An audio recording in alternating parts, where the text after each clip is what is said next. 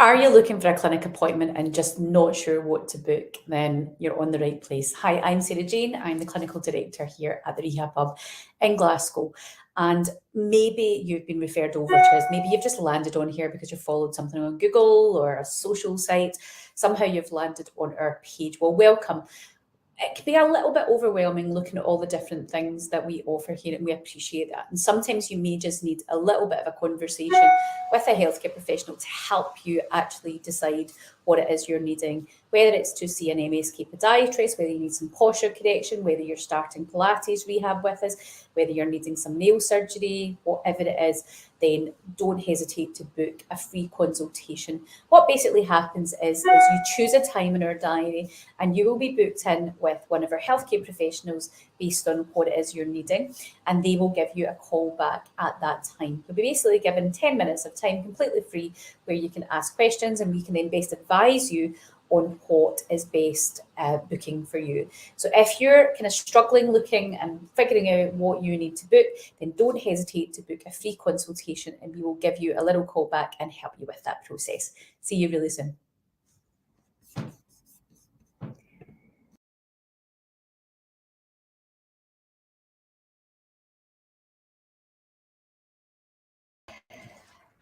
Are you struggling with a verruca or not sure it even is a verruca? Possibly need it to be looked at? Well, look no further. Here at the Rehab Hub, we are offering a free consultation where you can come in and see one of our podiatrists for 15 minutes at no cost to you. Hi, I'm Sarah Jane.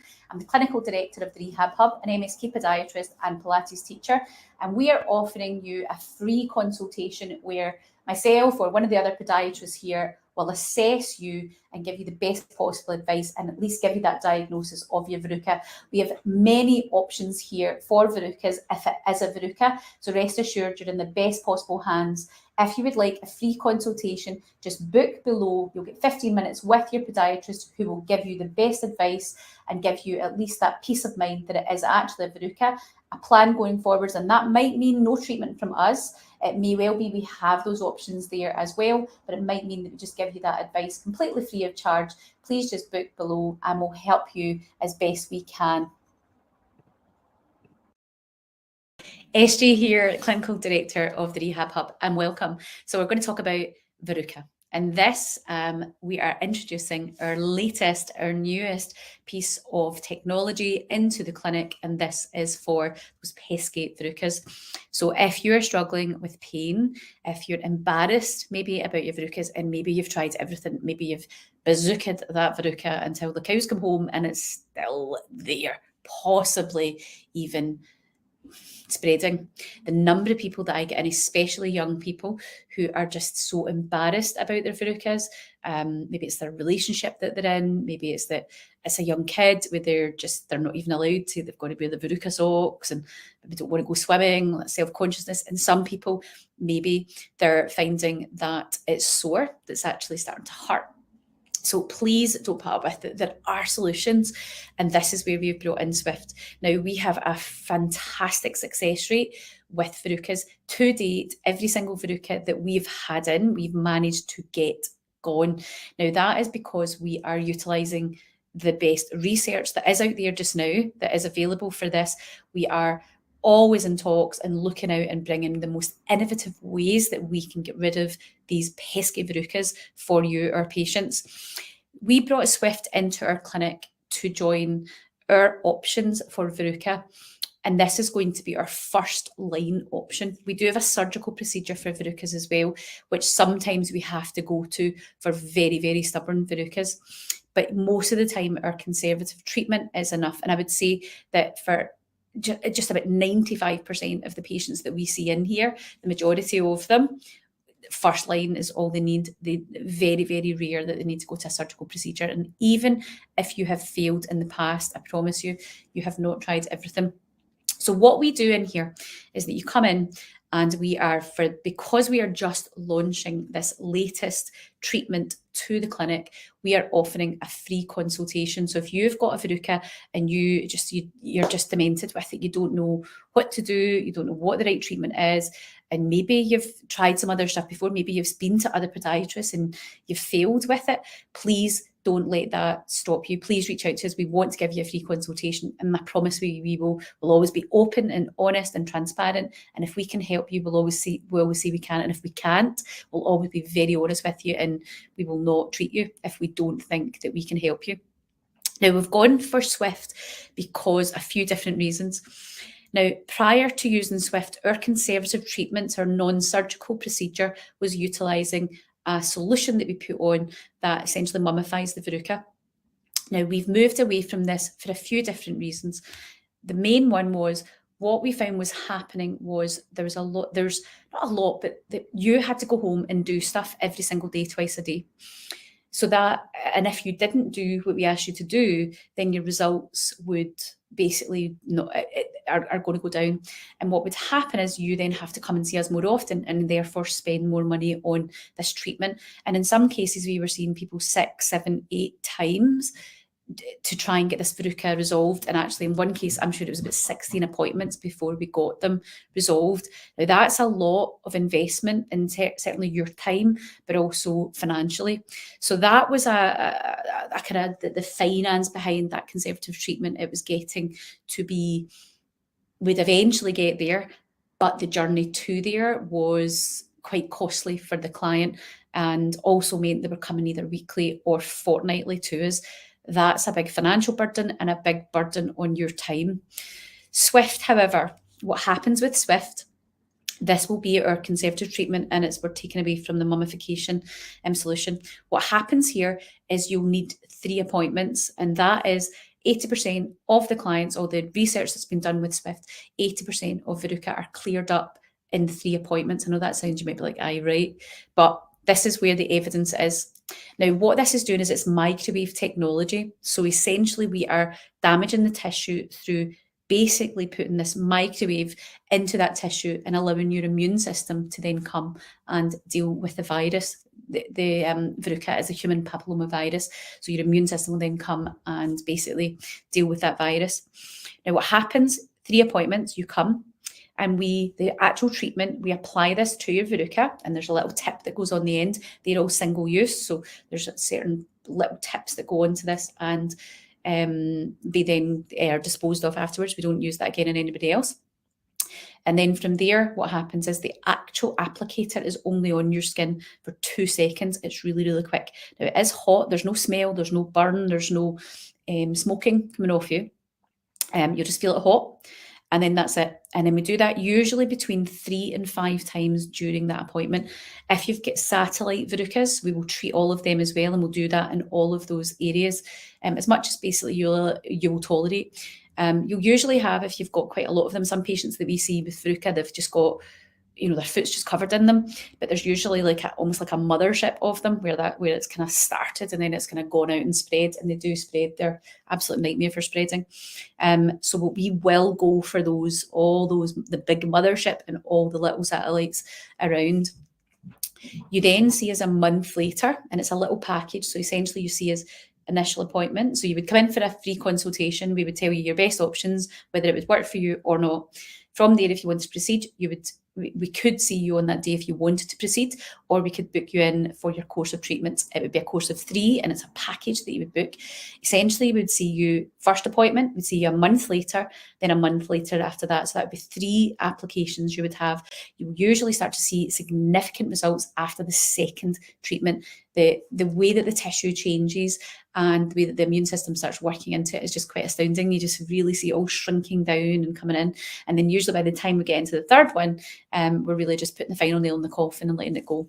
Now, after your 3rd treatment, we see you back, and that's part of your package as well, 12 weeks later. So there's no additional cost for that. So you come back in 12 weeks later and we assess how it's all going. If it's not fully resolved at that point, we give you another dose of this in at that point, and that's all part of that package. So that would essentially be 4 treatments with this if it's required. Very unusual for you to need that, but it would hopefully just gives you some peace of mind that we will zap it again if we need to. Now, usually by that point, it's very unusual that they wouldn't have cleared. Now, usually at that point, we won't see you back after that. But if we were putting more another dose in, we would see you back again in 3 months' time again. There'd be no charge for that. Now, if it hadn't healed or hadn't resolved at 3 months, now, I've not heard of anything that's not had that. We would deal with it then, but we can then discuss whether we'd need to go into surgical options and things. But so far, I don't know any clinic that does Swift where that's been the case. So let's just not go there. But essentially, it is a very easy procedure. There is nothing that you need to do between appointments, like nothing, like you don't need to spray anything on, you don't need to be rubbing it down, you don't need to be covering it up, you don't need to do anything with it, just leave it alone. There's no blood, there's no ghoul, there's no yucky stuff, there's no local anaesthetic needed. You don't need, it's super easy. You could literally just come in on your lunch break from work and you're zapped in no time. It really isn't eventful. It's hot when we're doing it at the time. It's 2 seconds, right? So you'll feel it, that's hot, and then it's away. Now, there's no pain afterwards, after it. It's not like it's like, oh, it's really, really sore. It's very, very unusual for anybody to feel any sort of pain afterwards. Again, that's not something that I've had fed back in. So what we are doing for now, for the first month that we've launched this, is we are offering free consultations. So if you have got problems with a verruca, if you're struggling with your verruca, if you're really like demented, then please do get in touch. No matter if you've failed a treatment before, I promise you, we will thoroughly assess you and we will give you the best advice, even if that means that we say to you, we'll always be really honest with you, even if that means this might not be right for you. We will always give you a true answer. We will not sell you something that's not going to work for you. We'll always give you all the information so you can make an informed choice in what's best for you. And that might just mean that we send you away and we just give you advice and there'll be no charge for that. It might be like, actually, this won't work for you or this isn't right for you. And there's certain conditions in certain people where this wouldn't work, primarily things like if you had peripheral neuropathy and diabetes, we really need to be thinking about if this is best for you. There's maybe like pregnancy. We would not be doing this to somebody who's pregnant, right? Just leave it alone until you've had the baby. Anything that's really just making your immune system do something while you're pregnant, like let's not go there. So there's a few wee conditions where we would leave it. Now we can do this in children as well. We usually for children would reduce the settings down just so that it's not too uncomfortable for them, because it is hot. And that might be like, oh, but the great thing with this is that, there's no blood, there's no ghoul. A lot of some of the procedures, you might need a local anaesthetic, and that can be really, really scary, especially for young ones. So with this, it's literally on and off in 2 seconds. And we do that. Usually for kids, we'll try and get 3 in if they'll let us. And ideally 5, but we'll do 3 is that's a kind of good number. But usually we'll try and push it to 5, especially for adults. But we just see where that patient can tolerate it. Because it is hot when it's on the tissue. You'll feel it hot, so it's like, oh, it's hot, and then it's gone. The time you felt it, it's coming off. But we'll always be open and honest with you here. You will find that that can just be a little bit like, oh, I wasn't expecting that, or that just feels a wee bit hot. So that is Swift. It is now in the Rehab Hub in Glasgow. If you are struggling with your verruca, please don't hesitate to book a free consultation, and we will get you the best advice and help you as best we can.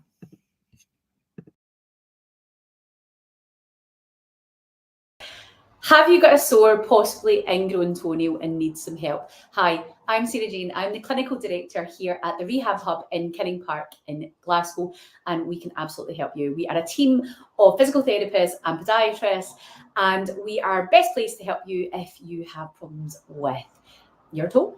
So possibly this has maybe happened through an injury, maybe you've got a bit of infection there, possibly you've been seeing your GP or somebody like that, maybe you've had a course of antibiotics, maybe you are a parent whose child is experiencing this. This is very common in kids, usually around about teenage as they kind of go through puberty. It can be really, really common footballers, sports people, really, really common as well. Now, the problem here with ingrown toenails is that if we don't remove the nail, and I don't mean fully remove the nail, so don't panic. There's many ways that we can fix this without having to fully remove your nail.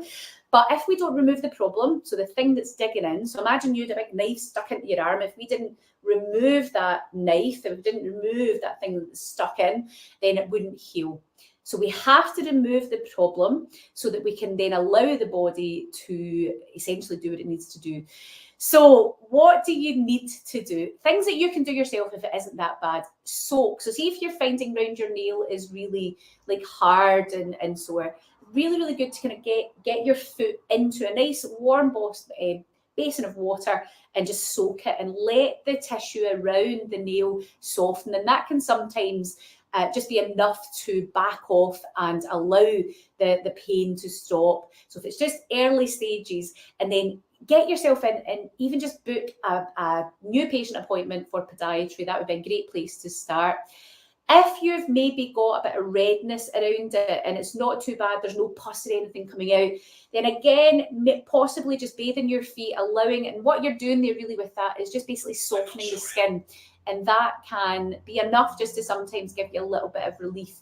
But again, always booking in with a podiatrist and making sure that there's nothing else going on, there's nothing else digging in, there's no infection there, that we can deal with that. So if you need antibiotics, we're able to give you antibiotics here as well. A lot of the time we don't need to because we can fix the problem, so the antibiotics are not needed. And let me explain why. So as I said earlier, imagine I had stuck a big knife into your arm. Now I'm not going to do that, but imagine there was a knife stuck into your arm. Your toenail digging into your skin is a foreign sharp body digging into your tissue, just like a knife is digging into your arm. If I just left that knife in, right, you would get an infection. You would get inflammation, red hot, swollen. And I just left the knife in, but I'll give you antibiotics to deal with the infection. But the knife I'm just going to leave in. Yes, the antibiotics would deal with the redness and the swelling and probably the infection temporarily, but the knife is still stuck in. The problem is still there. So unless we remove the problem, i.e. the sharp bit of nail that's digging in where it's digging in, then all we're doing is we are delaying you getting better, right? And we're setting you up for failure down the line. So if we need to help you get something removed, we can do that. Now, not everybody needs nail surgery. So we're not going to just first line throw you in and don't panic. We would always, if we can tidy this up and get you out of pain without performing any surgery, then we would absolutely do that. But if you need nail surgery, it is honestly not anything to worry about. We are very well experienced in doing this as podiatrists. This is our expertise. Don't see anybody else for an ingrown toenail. See a podiatrist. No matter where you are in the UK, see a podiatrist. They're a healthcare professional, registered podiatrist. Don't go anywhere else to get that dealt with. Honestly, we are the experts in that. Now, if you need nail surgery, we would always be very open and honest with you, but we would only do that if that was like what you needed. But in most cases, we can resolve that problem very easily with very non-invasive treatment. So we have the tools and the expertise to be able to help you with this. So do not put up with this. In terms of getting an appointment with the NHS, if you need nail surgery, the NHS will generally put you into the waiting list for that. So you will, if you need nail surgery, they will put you on the waiting list for that. I don't know what the waiting list currently is at the moment, but we know how things are looking with the NHS at the minute, so I have no idea what your wait would be. But certainly nail surgery, full transparency there, you would get that covered under the NHS, but you would need to go through your GP, get referred over, and however long that would be to wait. In terms of with us, if you're needing nail surgery, we can generally see you within, if it's an emergency appointment, we would see you the same day. So if you've got something that's really red hot, swollen and pus coming out of it, we would see you the same day. We wouldn't leave you with that, and we would deal with it that day, and we would give you antibiotics if that's what you need. In terms of nail surgery for non-urgent, we can usually see you within 24 hours. We'll usually, even if we're fully booked in our clinic, we'll usually top and tail you. So we'll see you maybe come in earlier in the morning or stay later at night, because we know that the debilitating pain that you get from that is horrible, but also the risk of that infection causing other problems can be quite high. So it's not something that we want to leave and just leave you. So certainly if you see your GP, they'll probably give you antibiotics right away just to kind of deal with the immediate effects of the infection. But we're not dealing with the problem. It will just come back. So many people come to us and say, oh, I got antibiotics and it's just come back again. Why has it come back? Because you've essentially not dealt with the problem in the first place. So please come and see us. Your first port of call would be to just book a basic new patient, if you're new to us, appointment. And what happens in that is we will assess, we will deal with what needs dealt with. We will also, during that appointment, do work on it. So you'll generally leave feeling better.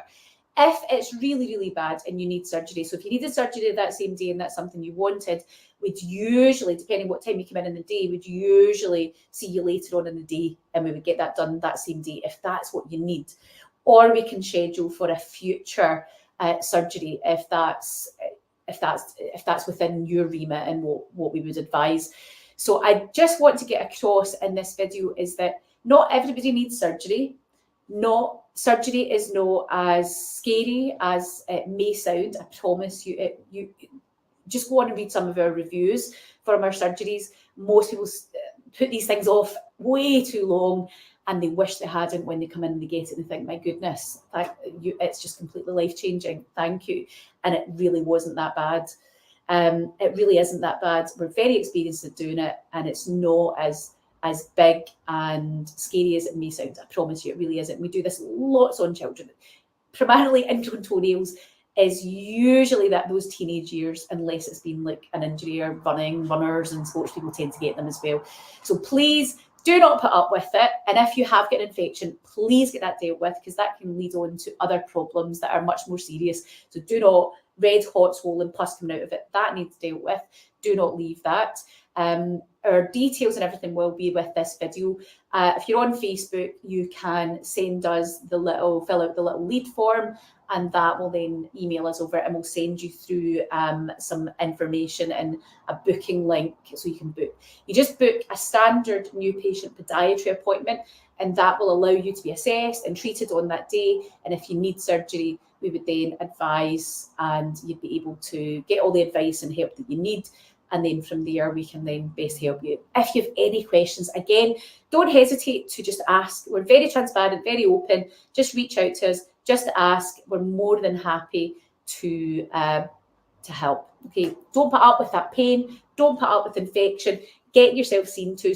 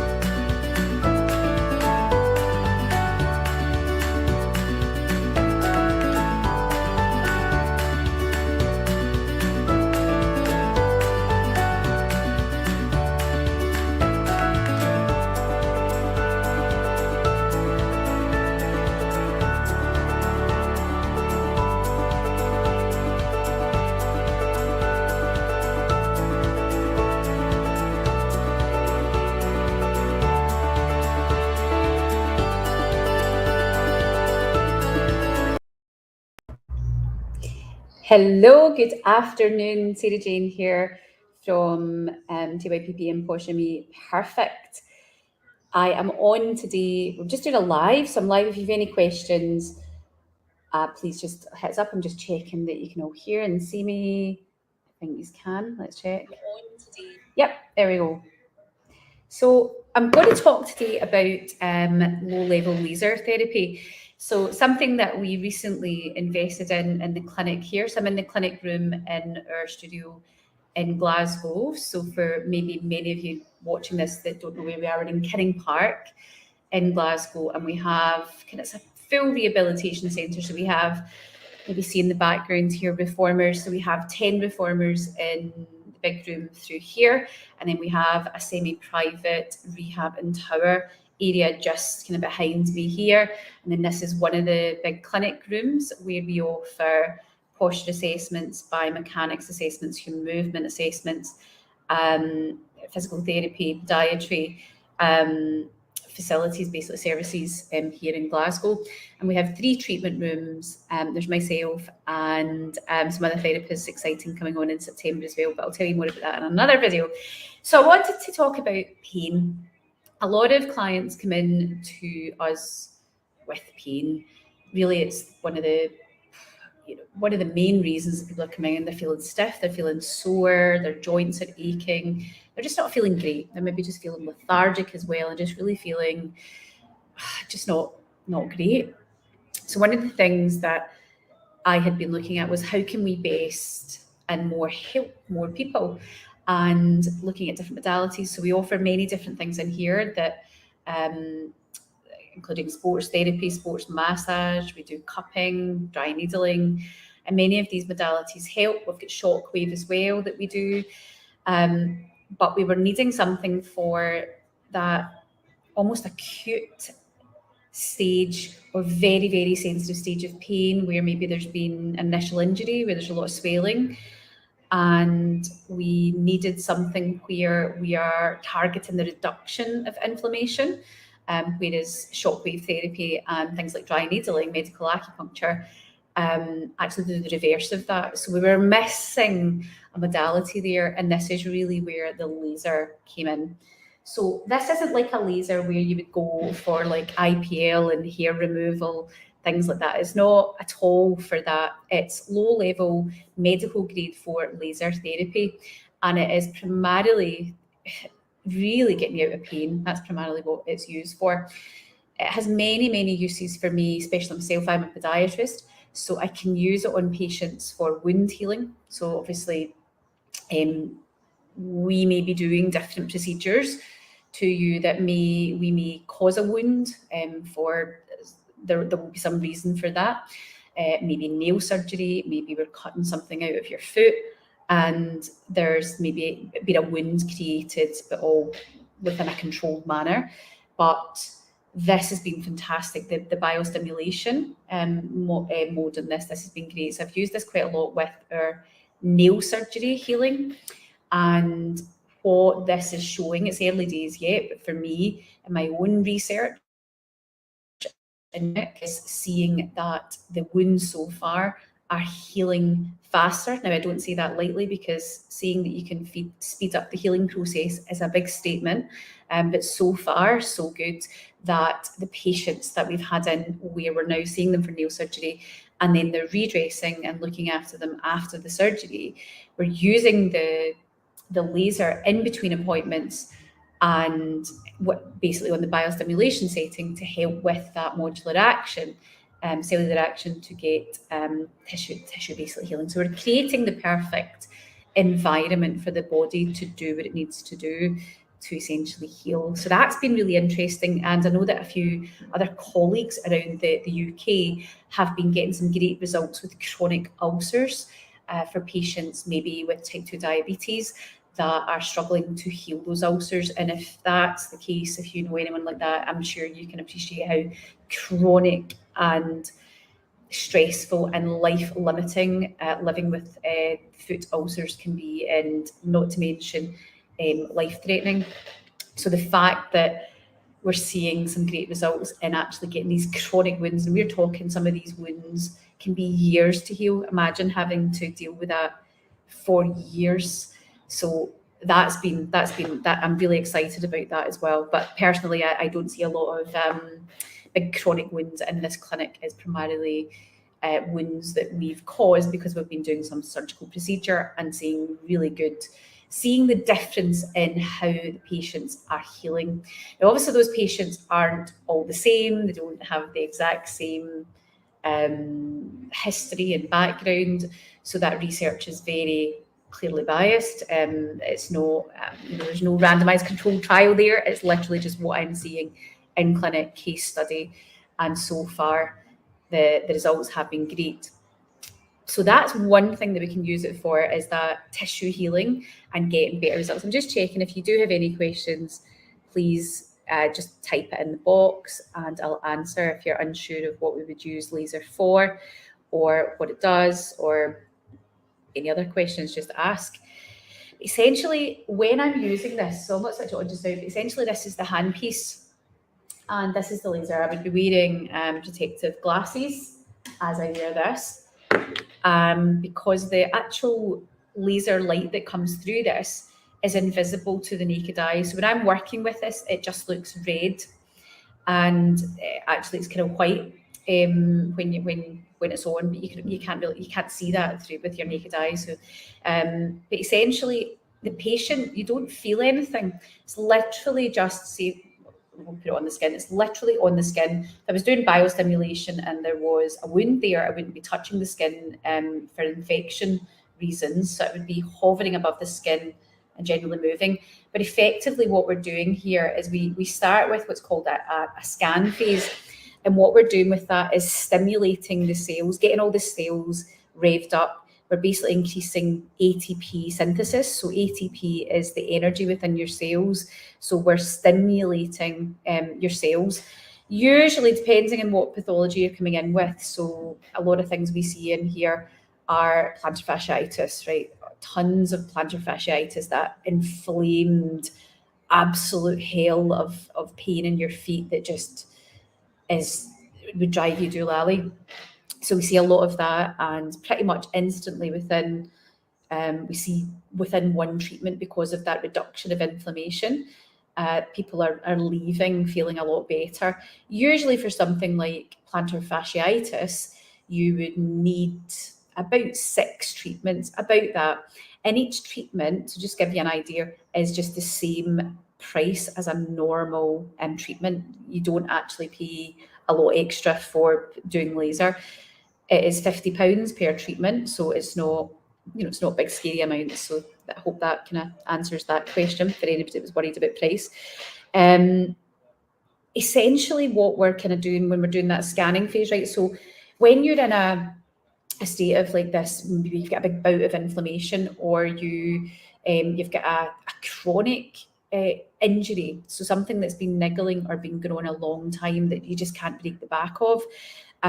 What we're initially doing with this initial scanning phase is we are increasing that ATP synthesis, right? But we're also allowing it to the proteins essentially within your cells to bind to the ATP, right? And then this allows that to be more accessible. Essentially, if you think about your body able to access it and metabolize it better. So you're essentially giving your cells a big rev up. So if you're in like a kind of chronic injury where nothing's kind of happening and it's maybe still really, really sore, where if we use something like shockwave, it would just, the pain would just be too much. You wouldn't tolerate that treatment. This is really where the laser can come in and work a treat, because it's completely painless, but it is working in a different way and a different cellular action, because we are calming the inflammation down. So I hope that makes sense. This also releases the growth factors, fibroblasts, and other substances, essentially that kind of cell regeneration as well. So, I mean, shockwave therapy does that as well. And you're also increases basically is a protein called, I think it's your it's your NLRP10, and it's a protein that increases the anti-inflammatory protein, right? So let me break that down.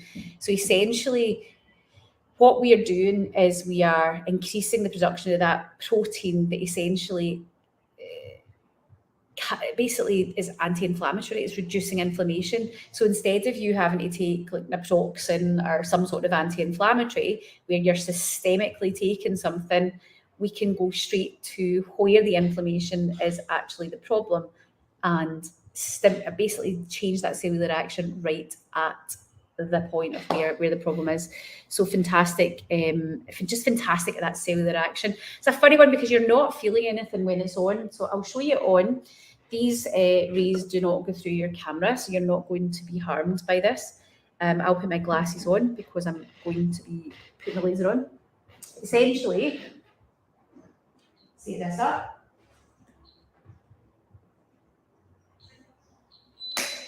And when this is on, okay, it'll just look red on my skin. Do you see that? But you can actually see that white. So I'm sure you can see that there, the kind of white dot. I can't see that here, right? So when I look at that from this end, it just looks red. It just kind of looks like a red. See that? Like the kind of X. That's all it looks like for me. But essentially, I can't see that white. Hence why I put the glasses on. Essentially, no matter what part of your body I was working on, this would be the scanning phase. I would be scanning and stimulating the cells, okay, all the way up. And actually, my thumb has been annoying me, so it's quite nice.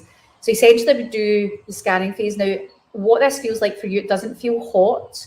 It doesn't feel burny. You're really just going to feel a light touch, nothing happening in terms of you discomfort.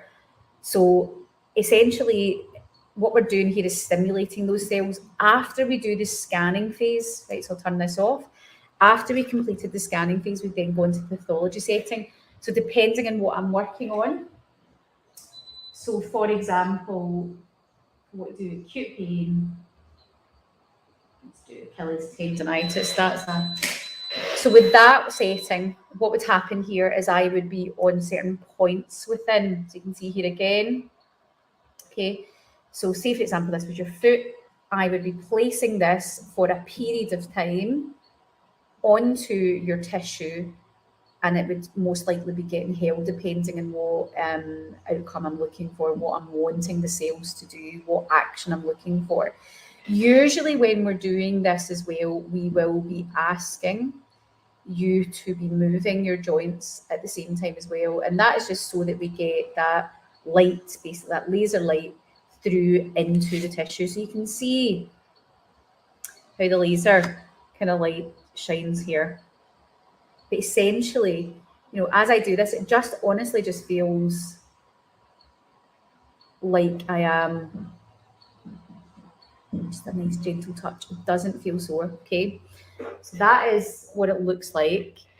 Now, usually if I was, for example, treating, turn that off, if I was seeing you, if we're talking plantar fasciitis, so there's inflammation there, what we're trying to do is we're trying to get you out of pain, right? Because the reason that you're getting a pain output is usually because the tissue is responding in a way due to not being able to cope with the forces that are going through it. So we deal with a lot of, obviously the full history, we'd work out why your tissues are responding this way and get a plan in place, right? So it's not just a case of we just come in and laser you and don't fully assess you. So that might not be the appropriate modality for you.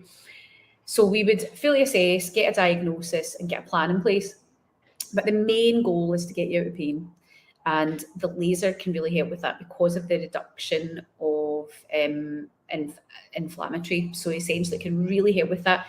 And that's been a big game changer for me personally in clinic because, as I said, it was one of the things that we really found we were lacking, that those patients that were coming in really very, really sore. So even palpating around the area, they were at a 10, they were like screaming, that's really, really sore. You could even see the red, hot, angry tissue. And going in with something like shockwave to that, you wouldn't thank me. It would be pretty sore. The laser's also really great for reduction of edema. And also, so if you get swelling, so for acute injuries, so say, for example, you went over your knee or your ankle, fantastic for that, because a lot of the time the pain that you're getting around your injury site is due to the increased swelling in that area. So if we can reduce that swelling, reduce the edema, then we will reduce the pain. Also for muscle spasms, and again, there's actually many things that we can use in clinic for muscle spasms, and laser is just one of them. The myofascia tool, so we have a tool that we can put on the shockwave machine that is also fantastic for muscle spasms. So if you ever kind of found that your lower back or your hip or something's been a spasm, maybe you've got some mechanical problems there and other muscles are compensating for that, and you're just like, oh my God, I just really need a deep tissue massage, I need that eased out. Oh boy, that is phenomenal for that. So usually what I will do in those instances, when I know the patient, I know that's what it is, there's a mechanical issue there, we're dealing with that, but let's get you out of pain in the process, because we need to rehab you. And you're not going to be able to do your rehab if you're in pain. So I need to get you out of pain so you're able to do your rehab. And I love utilizing the shockwave machine with the laser, but usually on the myofascia setting of the shockwave, which disperses the shock waves. They don't go as deep, basically. It feels deep to you, but trust me, when you're getting shock wave, because we're working on a tendon that's maybe chronically just needing rehabbed, and it's just in that chronic cycle, you feel how deep that goes. It's pretty intense shockwave, but it's very effective, especially for tendons. So utilising both of those modalities on kind of the patient's tissues has been an absolute game changer in our clinic, to the extent where clients have been not needing to come as often. So as well as a podiatrist, I'm a sports therapist, so I treat the full body, but I've very much come with it focused on human movement and biomechanics from my podiatry background. So I've had, over the years, I've had many clients that come to me regularly for sports massage, and they've not needed to come as much. So yeah, they're just like, you've just, the way that you're utilising different modalities, that my kind of effect of how the muscles feel lasts a lot longer. So that's been great. It's been great, one, because they're not having to come as often. They're getting the results of that really deep tissue massage and that release of the muscles without, say, the neck or the lower back going into a spasm. And it means that I'm then able, my diary's more open. I can see more patients coming in. So it's great. And that's what I want. I want clients to essentially not need me. That's the goal, isn't it, really? If you don't need me, I've done my job. So that's just a little introduction again to laser. I'm trying to just, I appreciate that. What do these machines and things work for? Because when you hear laser, you immediately think like hair removal, or it's going to be sore and it's going to burn me. I actually get laser done on my like age spots. That burns. It's not like that. It's not a laser that is going to anything. So it's great. I've got a lot of older patients. As a lady in, was it yesterday? What day is today? It would have been probably Monday. And she's in her 80s, right? So she's got arthritis in her knees, and she's just demented with it. So she's been coming and been getting laser, and the result with that is phenomenal. When you hear from their son who comes here for his back problems, says, my mum's been amazing, Sarah Jane. I can't believe the difference in my mum, and that she's up and able to walk about more. And that's the goal, because the whole issue with, the more you sit about, the more you stiffen up, the more the joint deteriorates. Actually, people think, if I don't move, I'll not use it and it'll not wear out as fast. But actually, it's the opposite. You need to move and use it. So that's been an absolute delight to just see someone that wants to stay on their feet. They're well into their 80s and not wanting to have a knee replacement at that age. That's quite a big surgery, and it's quite sore. The recovery is quite long for that one. And so helping with that pain is, I don't know, I feel a great privileged to be able to do that. And that really has been the game changer with the laser, because I really wouldn't have had a modality really that could have made that sort of impact on that patient. So for arthritis, it is phenomenal because of that reduction of the inflammation, the reduction of the muscle spasms, and what it's doing at that cellular action. That really is the game changer there, because I couldn't have used something like shockwave on that patient. She just wouldn't have tolerated that. Her tissues just, that would actually be cruel to do something like that. Yes, I could have used massage therapy, taping, cupping, dry needling. There's multiple things I could have used there.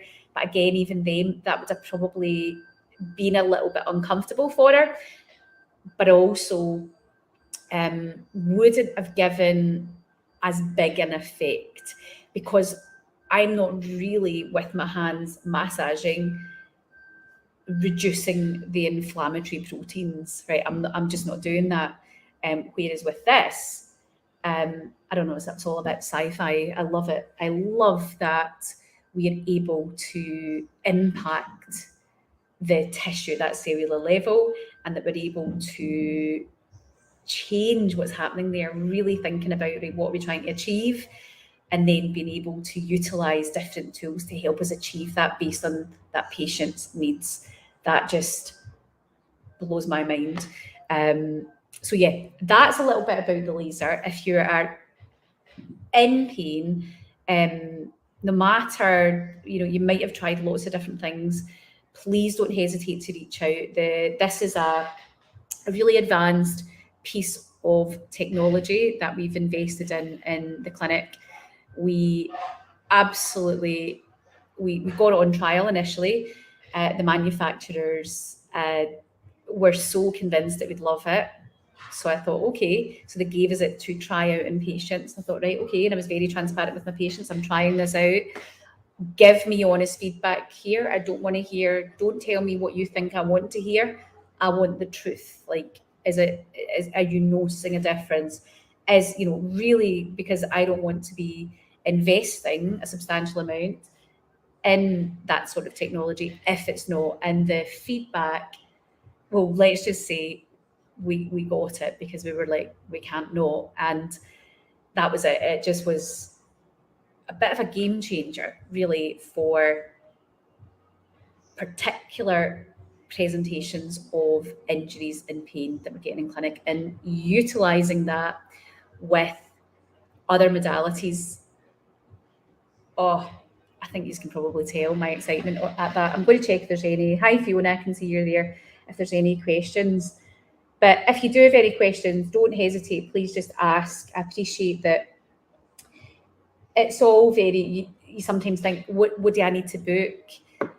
Say, for example, you've got knee pain, hip pain, lower back pain, foot pain, you've just got something going on, you're sore, or you just don't feel right, and you just think, I don't even know where to start, because you might have a few things going on. A lot of people that come into me usually have, the problem might have started at their feet, but it might be their lower back that's now hurting as well, or it might be vice versa. Usually what people do with me, I can't show you this, it's a patient's assessment. Usually what I do, if somebody's coming in, I would always recommend that you book a biomechanics assessment. That would be the best thing for you to do. And the reason I say that is because I get absolute time to thoroughly assess you. Right? Your biomechanics assessment is all assessments. There's no treatment in that appointment.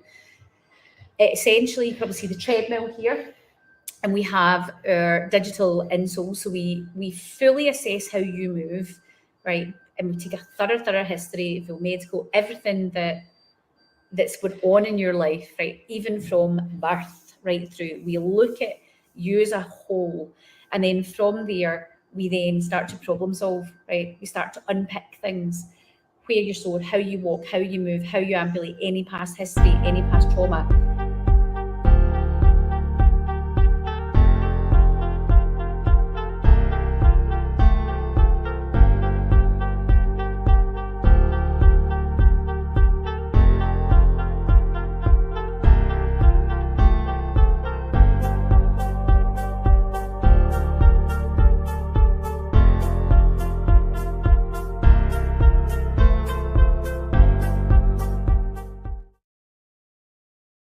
in, essentially they go into your walking shoe or your running shoe, whatever you wear most days.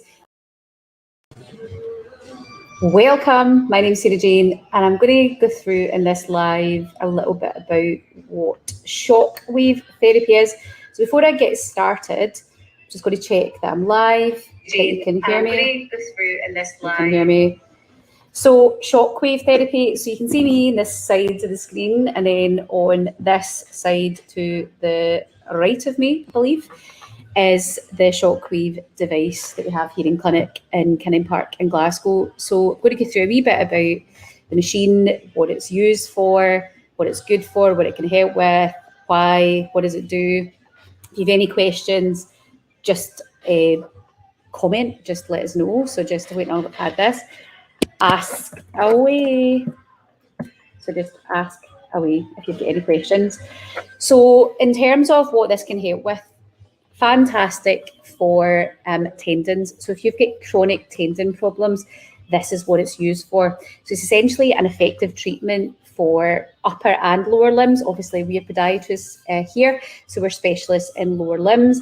But we're also, as well as being a podiatrist, I'm also a trained sports therapist, so we can use it in the upper limb as well. So calcific tendinopathies, golfer's elbow, tennis elbow, greater trochanter pain syndrome, so at the sides of your thigh, so sides of your elbows, if you've got pain here, patella tendinopathy, so at the knee, insertional Achilles tendinopathy, so a wee bit further down towards the bone, mid-portion Achilles tendinopathy, so more within the tendon body, so further up, plantar fasciitis, oh, that's a horrible one there. So it can help in a lot of these kind of chronic tendon issues. Now, essentially, shockwave works because it uses acoustic energy, right, essentially, that is penetrated through the skin to that part of your body that's essentially injured. It's not electric, it is mechanical, so it's quite noisy, so I'll show you how it works in a second. It's low energy sound waves, essentially, which increases the blood flow to the injured area. So you're basically bringing more of those properties to help heal the area, especially in tendons where there's not a big blood supply. Hence why tendons over things like muscles take longer to heal, because they don't have a big blood supply like your muscles do. So this is going to encourage that blood to that area to stimulate the healing process. Essentially, shockwave has two main modes of action, right? So essentially, it will essentially help with the pain in the tendon. So if you've got a really sore tendon, say for example your Achilles tendon, which is the biggest tendon in your body, and it's the one that most people get issues with. And it's going to essentially desensitize the nerve endings within that tendon. So what that means is that, say for example, you come into us and you had any kind of tendon problem, we know from research that we have to load that tendon. But for many of you, you're unable to follow through with your management plan because you're in pain, so you're not able to do the rehab that you need to do to actually break that cycle that you're in, because it's just absolute agony. So if we can remove that pain or desensitize that tendon, it will allow you to go on with your rehab. So I should say shockwave wouldn't be used just on its own, it's part of a whole treatment plan. So that's the first thing, is it will take away the pain because it will desensitize the nerve endings. Secondly, and probably most importantly, the shockwave cause trauma. Right now, it's a controlled micro trauma. So as soon as you hear that, you think, what? But essentially what we're doing there is the shockwave basically caused this controlled trauma. That's this microscopic trauma essentially in the tendon that we're working. And what that will do is it will stimulate and activate the body's own healing processes. So, I mean, that is what we want, right? But as soon as you hear, it's going to do what? You kind of freak out a little bit, don't you? You think that's going to be really sore. Is that good for me? The answer is yes. There's tons of clinical evidence supporting the use of shockwave therapy. Orthopedic surgeons, it is that kind of, it's usually second line. Exercise rehab would be first. Shockwave therapy would, if you've kind of failing that kind of rehab. And then just before going for surgery, shockwave, if you can get shockwave that can help you not needing surgery or delaying surgery, fantastic. And we should also say that the NICE guidelines, so the National Institute of Health and Care, approve shockwave. Okay, so and it is used in NHS and private practice. Within the NHS, I'm not entirely sure how you access that, but they do. It certainly is available. So let me show you what it looks like. Would you like to see and what it sounds like? It's a wee bit noisy, so just a word to the wise if you're somewhere public. So first thing I'll do is I'll plug it in. That might help. So this is what it looks like. So you can see the machine here. Okay. So we can also direct it from this little computerized screen here, but generally I just use on this. So essentially what we've got here is our handle, and it's pretty big, isn't it? And essentially from here, I can put through different energy, so depending on what I'm wanting to put through. So depending on the number of hertz, and how many percussions. So hertz meaning the speed of it, and up here, this is the intensity of the shock waves going through. So we can adjust up or down depending what we're doing. Now, usually all the research has shown now that actually starting off less is more. So it can be a little bit uncomfortable. So I'll turn this on. Okay. So it can sound a little bit loud, okay? And when we're using this, so it conducts through the use of ultrasound gel. So if I show you what I would do, so I'll just show you kind of on a bit of my arm here. It's probably a bit sore for me. So I would put a little bit of ultrasound gel on wherever I was treating. So if this was Achilles tendon, I would do it here. Just a little bit of ultrasound gel. I'm going to turn this down so I don't whack myself. This is the fascia tool that I've got on this. So this tool here, there's different attachment heads that I'll put on, and I'll show you them in a second. But essentially this would be more of a myofascia, so it will disperse the shock waves more out to the side. It won't go as deep as some of the other tools. So for example, this gold one will penetrate a lot deeper than the one I've got on just now. So that will disperse the shock waves straight through. So it just depends what I'm doing and what I'm treating. So I place it on like so, and it just sends. So you can see I'm not jumping out my skin. Those little shock waves through. Okay. So depending on what you're getting done. So if I was using this particular tool, I would be moving it up and down the tissues.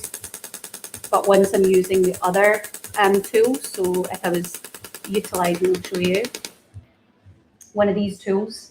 So if I was putting this attachment onto this, then what I would be doing is wherever I'm treating, right on that point of pain or where I want this to focus on, turn that might be better. So where I want that to focus on, I would be holding it still on that. Usually about 4,000 shots. So there, just in that short demonstration, I actually put through 398 shots. So the shots come out pretty quickly. It depends what I put the hertz at, so how fast I want that to go. But that's what shockwave looks like. It can be a little bit uncomfortable. It's not painless. But it's not, I mean, you didn't see me jumping out my skin there, right? It's just a bit like, it almost feels like somebody snapping an elastic band off you, just like a bit irritating, that kind of feeling. But it's over with pretty quickly, a few minutes. It's not horribly sore.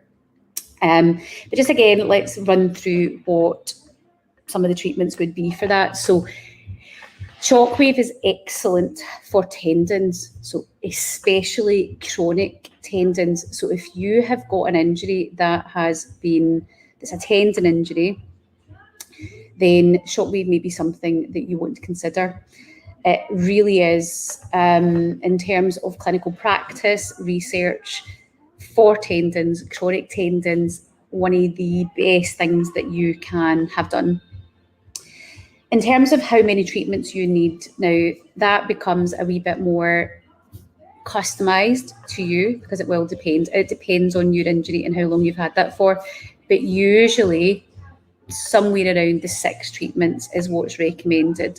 Usually a week apart, maximum of 10 days apart. Within the clinic here, we would assess you first. So you would book in for an assessment first, and then if indicated, we can then move you on to shockwave if that was something that we felt was going to suit your needs. You need to really commit to at least the 6 treatments, because really to get that cumulative effect, that's what it's going to take. So you are looking at least about £300 investment, because each session is £50, which is pretty... it's a pretty good price. Go and have a wee research about. That's a pretty decent price for shockwave. So you would come in, you would have been assessed, and if you're coming in for your shockwave, what would happen is we'd be working on whatever your pathology is, and your tissue would be prepared. We would usually start with the myofascia tool first. That's the tool that I showed you there. We would loosen out all the associated tissues, not just directly where the pain is, because that wouldn't... Essentially, we want to fix the problem, and the associated tissues will be part of the problem. So we would work the associated tissues. So for example, if it was your Achilles tendon, we would be focusing around the heel, the Achilles, and also into gastrocnemius and soleus. So your calf muscles would be addressed as well. And we would then use the myofascia tool, loosen that all off. We would then do the shockwave treatment, and then we would usually finish off with some soft tissue therapy there as well. And if you needed anything else, so like taping or anything at the end of that, that would be part of your treatment within that as well. Usually with us, your treatments are anywhere between half an hour to 45 minutes. So that's how long it would take. And each session would be £50. So you just pay for each session as you're coming in for it. There's no requirement to buy your full package up front, but we will be very honest with you in that saying weekly to 10 days maximum appointment will be indicated. And for example, say you were coming in for plantar fasciitis, we can use the shockwave to assist in a management plan for that, but it usually wouldn't be the only thing that you would be doing. With that, you'd usually be part of a management plan. So whether that's orthoses, you'll be part of a strength, building up the tissue, general advice, footwear advice, rest, ice compression, all of that stuff, maybe taping. There'd be a few things with that. But just know that we can use it for plantar fasciitis as well as anywhere, essentially, patella tendon, bursa problems around the trochanter, that kind of lateral hip pain, along with tennis elbow and golfer's elbow as well, because remember, we are sports therapists here too. So if you're needing any advice or are worried about where you would get started, don't hesitate to reach out. If you want to get an appointment, I'll pop the link to get an appointment in with this just in the comments. First things first would be to book an initial assessment, and then from there we would be able to see whether or not. Hello, SJ here from the Rehab Hub, and I'm here to introduce to you magnetotherapy, now available at the Rehab Hub in Glasgow. If you have any questions, we are live. Please feel free to comment, or if you're watching this in replay, pop us a message. I wanted to just go through what magnetotherapy is. So essentially, it's physical therapy based on the application of a magnetic field with specific features to the human body. And years ago, it was discovered that magnetic field could be obtained by making an electric current through a wire. basically wrapping a wire around a solenoid, the magnetic fields of each column sum together, which gives a strong magnetic field that is measured in Gauss. So essentially, it is all physics, but essentially what we have is this magnetic field. And the current is, if the current is constant, then the static magnetic field is created. And if the current varies with pulses, then a pulse magnetic field is produced.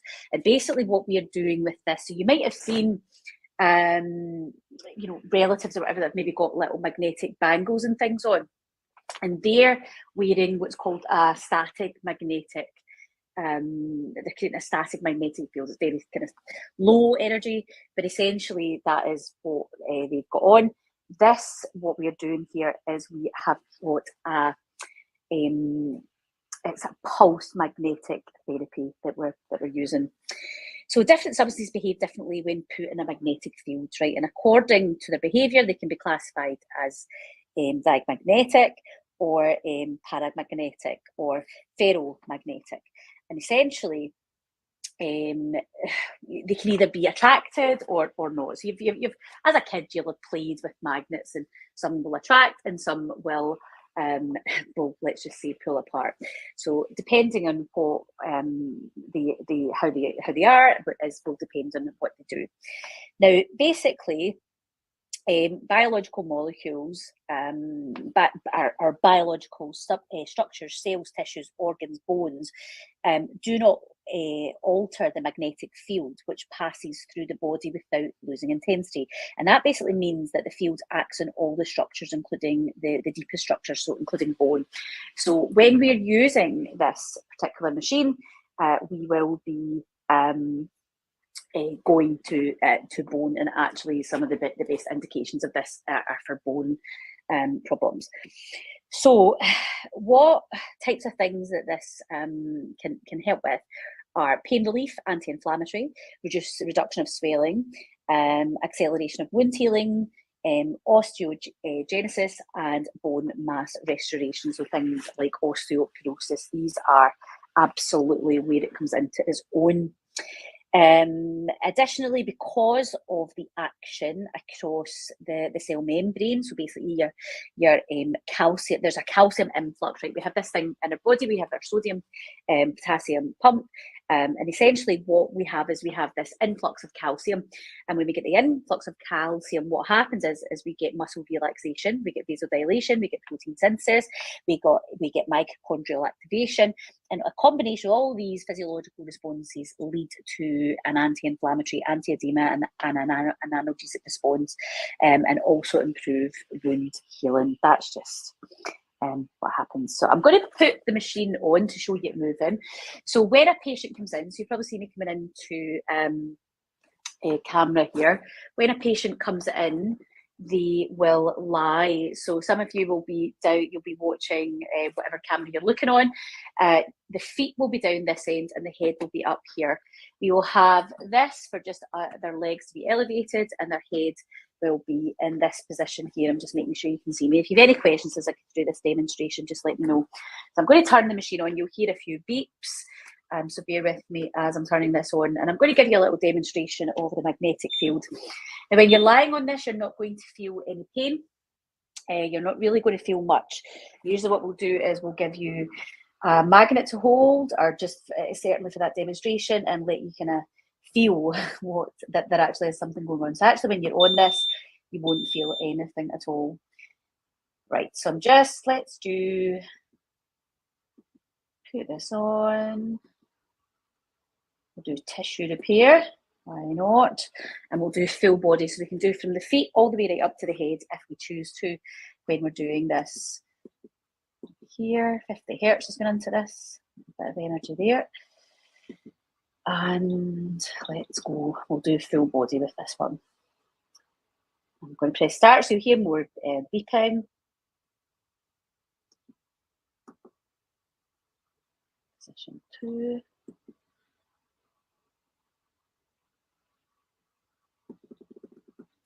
We'll just put this right up. Normally a treatment is anywhere between 20 minutes and 30 minutes when you're coming in and doing this. So you can see this machine, the the thing will start to move. Oh, hold on. Well, let's start again, SJ. So happen when you're on live. So I put it to stay at the feet for 10 minutes. That's not going to work, is it? So we can choose through the settings on this as well that if we want to, for example, have it stay in a particular area, we can do that. See, it's just sitting here. So I'm going to put it in my hand, and I can feel this vibrating just now because this is coming close to me. And as this is going away, it's not doing anything. So what I'm going to demonstrate is what happens to this magnet as I put this underneath here.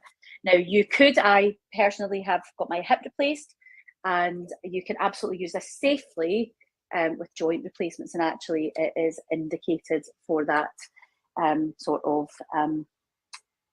issue. Now look at this magnet lifting up. Do you see it? So here is where, and as that goes away, it's reducing that kind of vibration field that I can feel in my hand. But as this comes over, I feel that increasing. So I'll just take this over, maybe you'll see a bit better from here. So if I place this here, so right now, nothing happening. I can feel it vibrating now. And then watch what happens as this comes over. You can see it's going a bit nuts, okay? And I can feel that vibrating. We'll usually demonstrate that when you're coming in. So when you're lying down there, you generally not feel anything. It's a very gentle, nice treatment to have. You're here, it's a very comfortable bed, it's nice and soft. You're not going to be in any discomfort. So I'll leave that on, you can just watch the machine at work. So you rest assured that you're not going to, it's not going to hurt you, it's not going to be sore. Types of conditions that this is good for. So let me just go through the indications of use. There are many, many, many of them, but the most of them are our osteoarticular diseases. So things like fractures. So if you've got fracture that, to be honest, any kind of fractures, hairline fractures, non-joining, non-healing fractures, this is where it really comes into its own. The osteoarticular diseases is really where this is an excellent treatment modality. Femoral head avascular necrosis, so up at the top of your hip. Post-menopausal osteoporosis. So osteoporosis for helping regenerate and build bone density. This is really an effective treatment. Degenerative arthropathy, so any kind of arthritis in the knee, basically arthritis, osteoarthritis, knees, hips, hands, wherever. I've got osteoarthritis in my hip. So I mean, honestly, I have my left hip replaced. I am using this currently. I absolutely can't rave enough about it. One of the big things, especially if you've got joint replacements, is the failure of those joints, and they don't last forever. And it's not that the actual joints are the new joint doesn't last. It's your tissue around that new joint that starts to loosen off, because the bone in your tissue basically doesn't regenerate around that area, and your new joint basically then becomes loose, and that's what your corrective surgery is when you've had a joint replacement. So what I'm working on for myself here is really prolonging and looking after the tissues around my new hip to really get a better result, a longer result. Hopefully, I will live long enough that I probably will need a corrective surgery on my hip well into my hopefully 60s and 70s. I hope it's that far away. And this will be, certainly if you have a joint replacement, had surgery, bone, osteoporosis, these types of things, I can't stress enough the use that this can have for you. It's also great for things like inflammatory arthropathies, so your more systemic sorts. So you're thinking rheumatoid arthritis, ankylosing spondylitis, fibromyalgia. The results from fibromyalgia with this and some of the clinical trials have been insane. Those types of conditions, really, really great. Soft tissue and peripheral disease, so any kind of soft tissue disease, so tendinitis, tendinopathy, bursitis, ligament problems, ligament strains, ligament damage, all of these types of conditions, sports injuries, or degenerative processes, then this is absolutely where this comes into its own. And acute or chronic articular conditions such as back pain, neck pain, tendinitis, painful shoulder. So those musculoskeletal osteoarticular diseases, this is really where the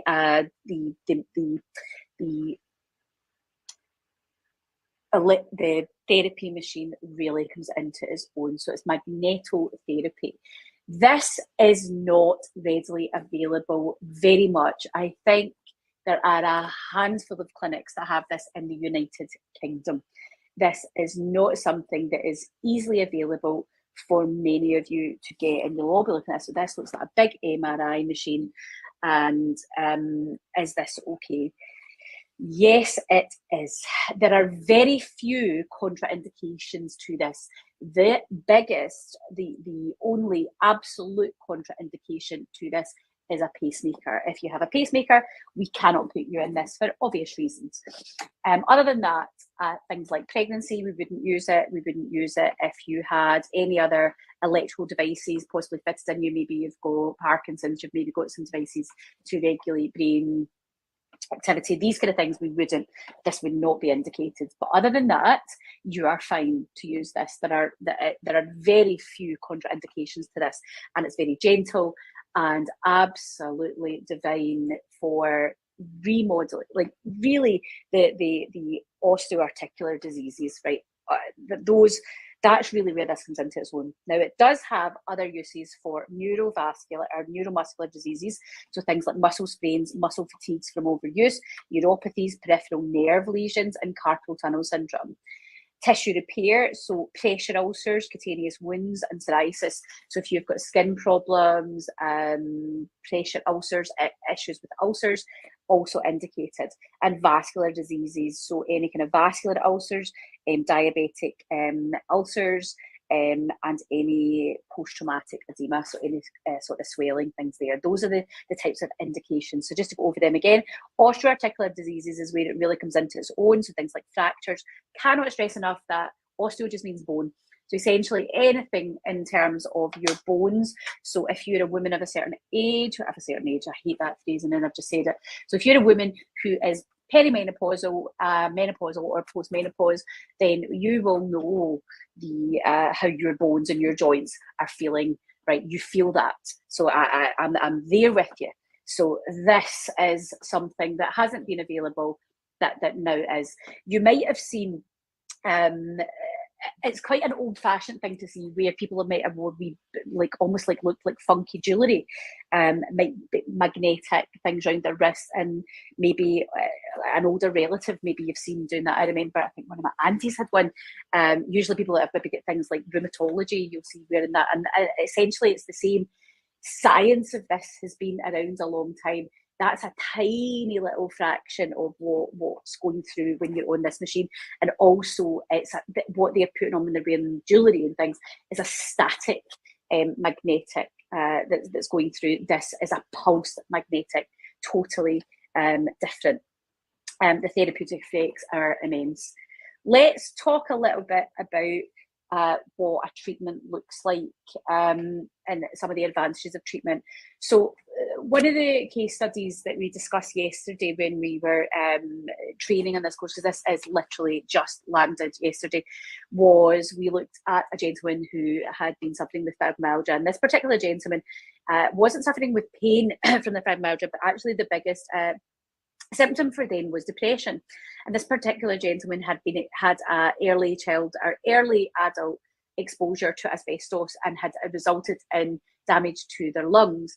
And actually one of their lungs was kind of folded over in the other.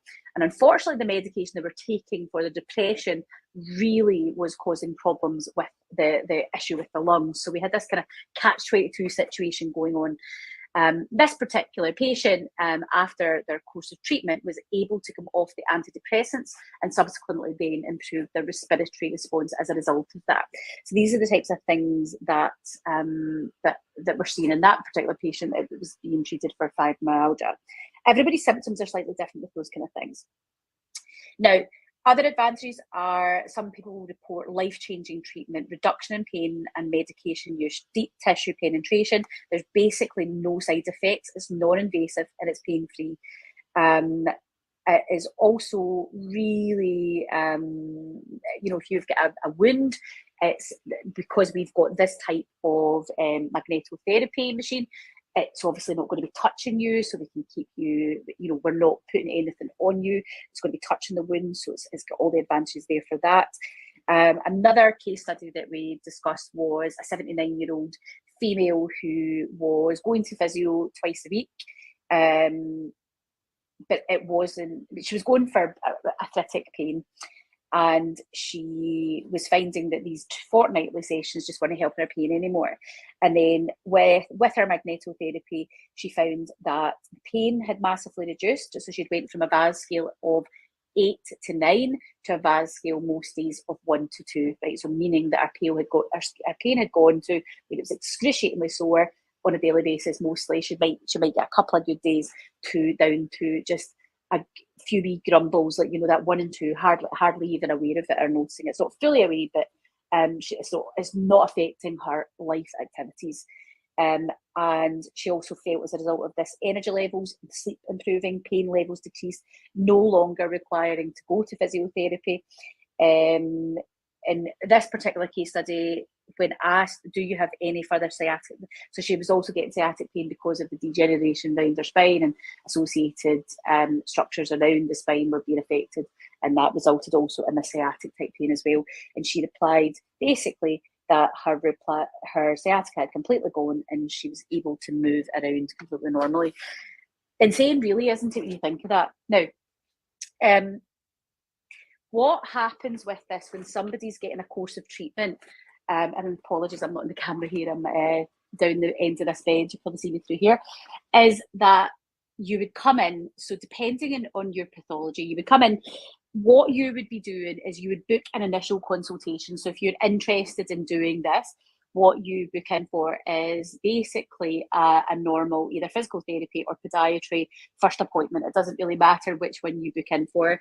If your pathology, your issue is lower limb anywhere from the pelvis down, book a podiatry appointment. If it is in the upper body, book a physical therapy. If it's a combination of areas, which many of our patients are, then honestly doesn't really matter. Just book your initial first appointment, and from there we can just leave us a wee note and we can make sure the right clinician sees you, whether it's a physio or whether it's an MSK podiatrist. It doesn't just let us know what it is you're needing help with, and you might need a combination of both, and we have that there because we have physio here and we also have podiatrists here, so it doesn't really matter what your injury is. And what we tend to do here is not just treat one thing, and this is what a lot of patients will report back to us. They've maybe been seen wherever they've been seen, and they've maybe got lower back problems, they've maybe got foot problems, they've maybe got some knee problems there as well, but they've only had this one episode and nobody's really joining up all the dots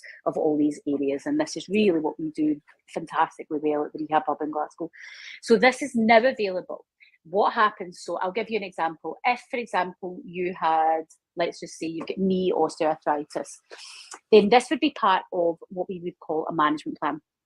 If you felt that you wanted to do magnetotherapy, then this would be put into your management plan.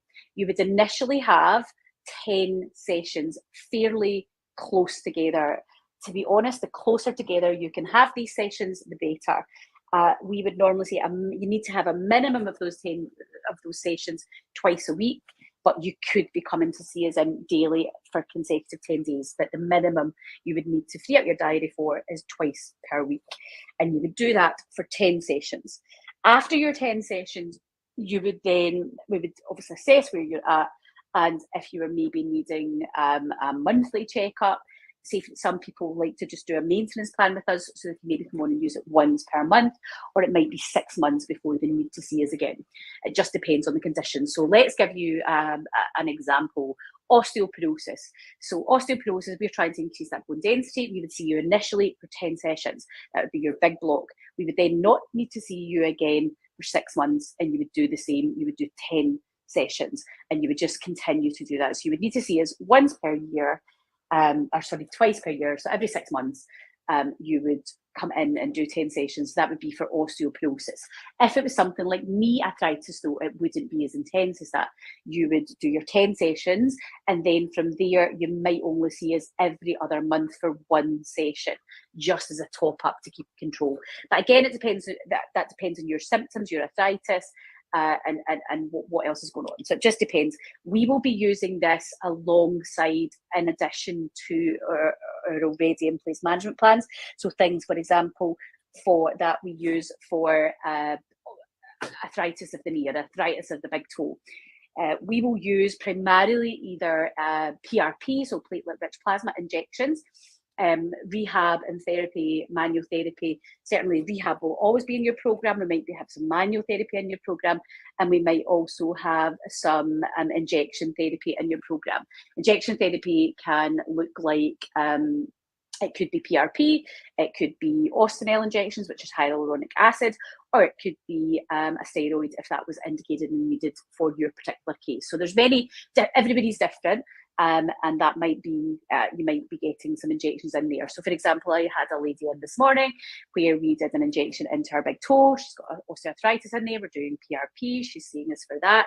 And we had her on the magnetotherapy machine after her session after that. So everybody's different in terms of what their management plan looks like. But if we are utilising the magnetotherapy, everybody would have to have 10 sessions with a minimum of 2 per week to get the desired clinical result. How you feel afterwards? Technically, the research shows that you shouldn't really feel anything for the first 2 weeks in terms of like any effects. There's no side effects from being on this. But the feedback over the last day with us has been, and I've been on this twice myself now as well, I kind of felt a wee bit buzzing, like I'd been like almost like energized up, like revved up. That's how I would like energy, like I've been charged, if that makes sense. That is how I felt. But I don't know whether that's all in my head. However, one of the other patients that was in this just a moment ago left just saying, I feel a bit as though I'm buzzing, Esty, as though you've, it's similar to what I was feeling, and that kind of like charged up. So certainly maybe that immediate effect of feeling energized. So this is magnetotherapy. It is not available very easily in the United Kingdom. I believe, from my knowledge and from people that I have asked, I only know of 3 clinics in the UK that offer this sort of therapy. So we really are giving you something that is I suppose cutting edge. We're really paving the way yet again here at the Rehab Hub, and it's something that's massively used. Actually, the manufacturers of this are from Italy, and it's massively used in places like Italy and Spain. So you can have a wee look on there. Lots of the videos and things will be in Italian or Spanish, and this is from a company called ASA. So ASA, I'm sure it's ASA Laser or ASA. They're based in Italy anyway. So essentially, this is where it's from. It's this sort of therapy you will see very frequently abroad, but you just don't see here in the UK. So it's been something that we've been looking at to offer to patients that, especially for myself, I have obviously osteoarthritis. It is so debilitating. I do the rehab, I do everything I'm meant to do, but sometimes, and just that change in the weather, anything can just set it off. Obviously, I've had a hip replacement. I am trying to have a healthy, active, healthy life. And if I can use this to help me along the way, then I'm going to do it. So, and I want to have these options for our patients as well. Those patients that are coming in that have got lots of pain all over their body, like our patients with fibromyalgia, where there's really not a lot there that the medical professionals we can do for you. This is something we can start to do. So please reach out if you're interested in finding out a wee bit more. How you would get started with booking, you basically just book a normal clinical appointment. If this was something you wanted to do, this is something that can be included in your plan. And it's not as expensive as maybe you're sitting there thinking. And we do have, because we have just brought this in, we do have some promotions on for Onychomycosis, fungal nail infection. It is primarily caused by dermatophytes and various recent fungi with tinea pedis infection in the skin that basically surrounds the nail. So many of our patients come to us at the Rehab Hub to see our podiatrist, and they have these unsightly yellow, crumbly nails. But what's important when we're treating these is that we get the right management plan in place. Many patients have bought over the counter solutions and just get nowhere with it. And hopefully through this presentation, we give you some tips and why that is and what you actually do need to do about it. So we said there in the last slide that the cause is primarily the skin is infected. And you can see from these pictures here, that kind of familiar discoloration of the nail plate. And there's various different types of infections that it can be, but effectively they all look fairly similar, like the pictures that you can see. Now, when we are trying to treat this, what we have to do is we have to treat the skin. Now, the skin is infected underneath the nail, and when we're putting on topical agents that you might get from anywhere, whether it's Lamisil or anything antifungal, the problem is, and the reason that it's not going to resolve the problem is because it's not reaching the problem, it's not getting to underneath the nail. So one of the things we do in here is that we will use our special tools and we will drill through the nail plate and inject the antifungal solution down into that, so that the nail bed is basically submerged in the solution, and that's passed through the holes, and then it basically laterally spreads underneath the nail as the patient's walking about. So we're effectively treating the skin underneath the nail plate itself. It is incredibly difficult to get to treat fungal infections. And as we said there, most of the topical agents that you've been buying are unable to penetrate the nail plate. Different factors that increase the risk of nail infections are things like if you've had damage to the nail or biting, diabetes, psoriasis, or weakened immune system, smoking, general poor health, but also sports and activities. So if you're a runner, we see loads of runners at the Rehab Hub, and many of them have had nails that have been rubbing, they're hitting off the top of their shoe, and this then gets this trauma towards the nail kind of thickens, and it also allows for this kind of brittleness of the nail and allows this portal of entry. And add that into that moist, warm environment of their sweaty shoes, and we have this perfect condition for fungus. So yes, kicking, poorly fit footwear, feet constantly getting worn, and damp shoes all contribute to the risk of nail infections. Additionally, things like maybe you've gone to a nail salon and they're not sterilising their equipment, so you can very easily pick things up. So always be very cautious of that. But those are the main ways that you can pick up nail infections. And it is estimated that at least 5 to 10% of adults and almost half of those aged 70 plus suffer from fungal nails. So in clinic here at the Rehab Hub, in both our clinics in the West End and in the South Side at Kinning Park, we use the Lacuna method. And what we're doing with that is we've got a whole protocol that we put you through when you see us. And that includes overall looking at why you've got this nail infection in the first place. So we make sure and assess the skin, and we deal with the skin, but that's your whole foot, what's going on, and then obviously get a diagnosis, make sure it is a fungal nail infection, and from there we with that positive diagnosis, we would then start the Lacuna method. And Lacuna method isn't a short-term treatment. It does take about 18 months. That's roughly how long it takes for a toenail to grow back. So you have to persist. So you really, if you want to get rid of this, then you have to have the patience, and be seeing us usually on 6 to 8 weeks weekly basis, for treatment. And we give you all the kind of medication and things you need, when you're coming in seeing us. So that should do you.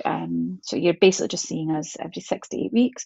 We give you everything you need, and full instructions what you need to do. But it's important to know that this is not a short-term fix.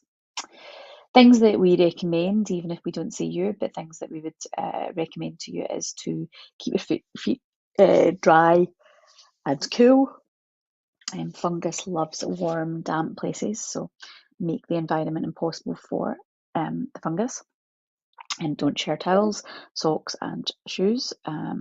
Consider replacing your footwear. I know that might be quite costly, but if you have that infection, then you're going to have fungal spores. So thinking about public places, wearing flip-flops, make sure that you're not exposing yourself to more, picking up more infections by having your feet in things like communal showers. Socks, so just make sure you are changing your socks every day. We would also recommend washing your socks at 60 degrees, especially if you have a fungal nail infection, just to ensure you're killing off the spores. And we would usually recommend socks that are bamboo based, so blended socks, rather than cotton. So looking after yourself, making sure that if you have diabetes, that you're controlling it. Smoking does not help. So yes, I think for most things health-wise, smoking, if you can reduce or certainly quit would be amazing, but reducing that down will help you. Wearing breathable footwear, so where possible, and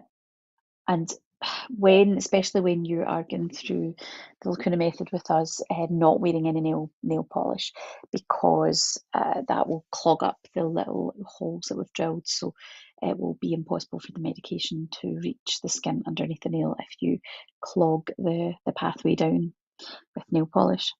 And we also recommend that you rotate your footwear, and wear properly fitted shoes with a wide toe box to prevent injury to the nail. So basically, what most people are doing is they wear shoes that are too narrow for them. So that's one thing. Or they've got a particular position of their toe. It's usually the big toe. It's usually the big toe or the fifth toe, the little toe, that initially gets infected with fungus, and there's usually a good reason for that. The reason being is the trauma to those. So if you're, for example, coming off your little toe, so if the way that you walk, this little toe, and sometimes the little toes tend to rotate round, so it's getting this kind of impact trauma all the time. So that would be one reason why that's more susceptible to it. And for the big toe, usually what's happening there is the big toe is hitting off the roof of your trainer or your shoe. And sometimes that can be your metatarsal head, so the big bone of your first your first metatarsal phalangeal joint. So basically, if you imagine your big toe, the bone under your big toe is what we call plantar flex, so it's kind of pointing down too much.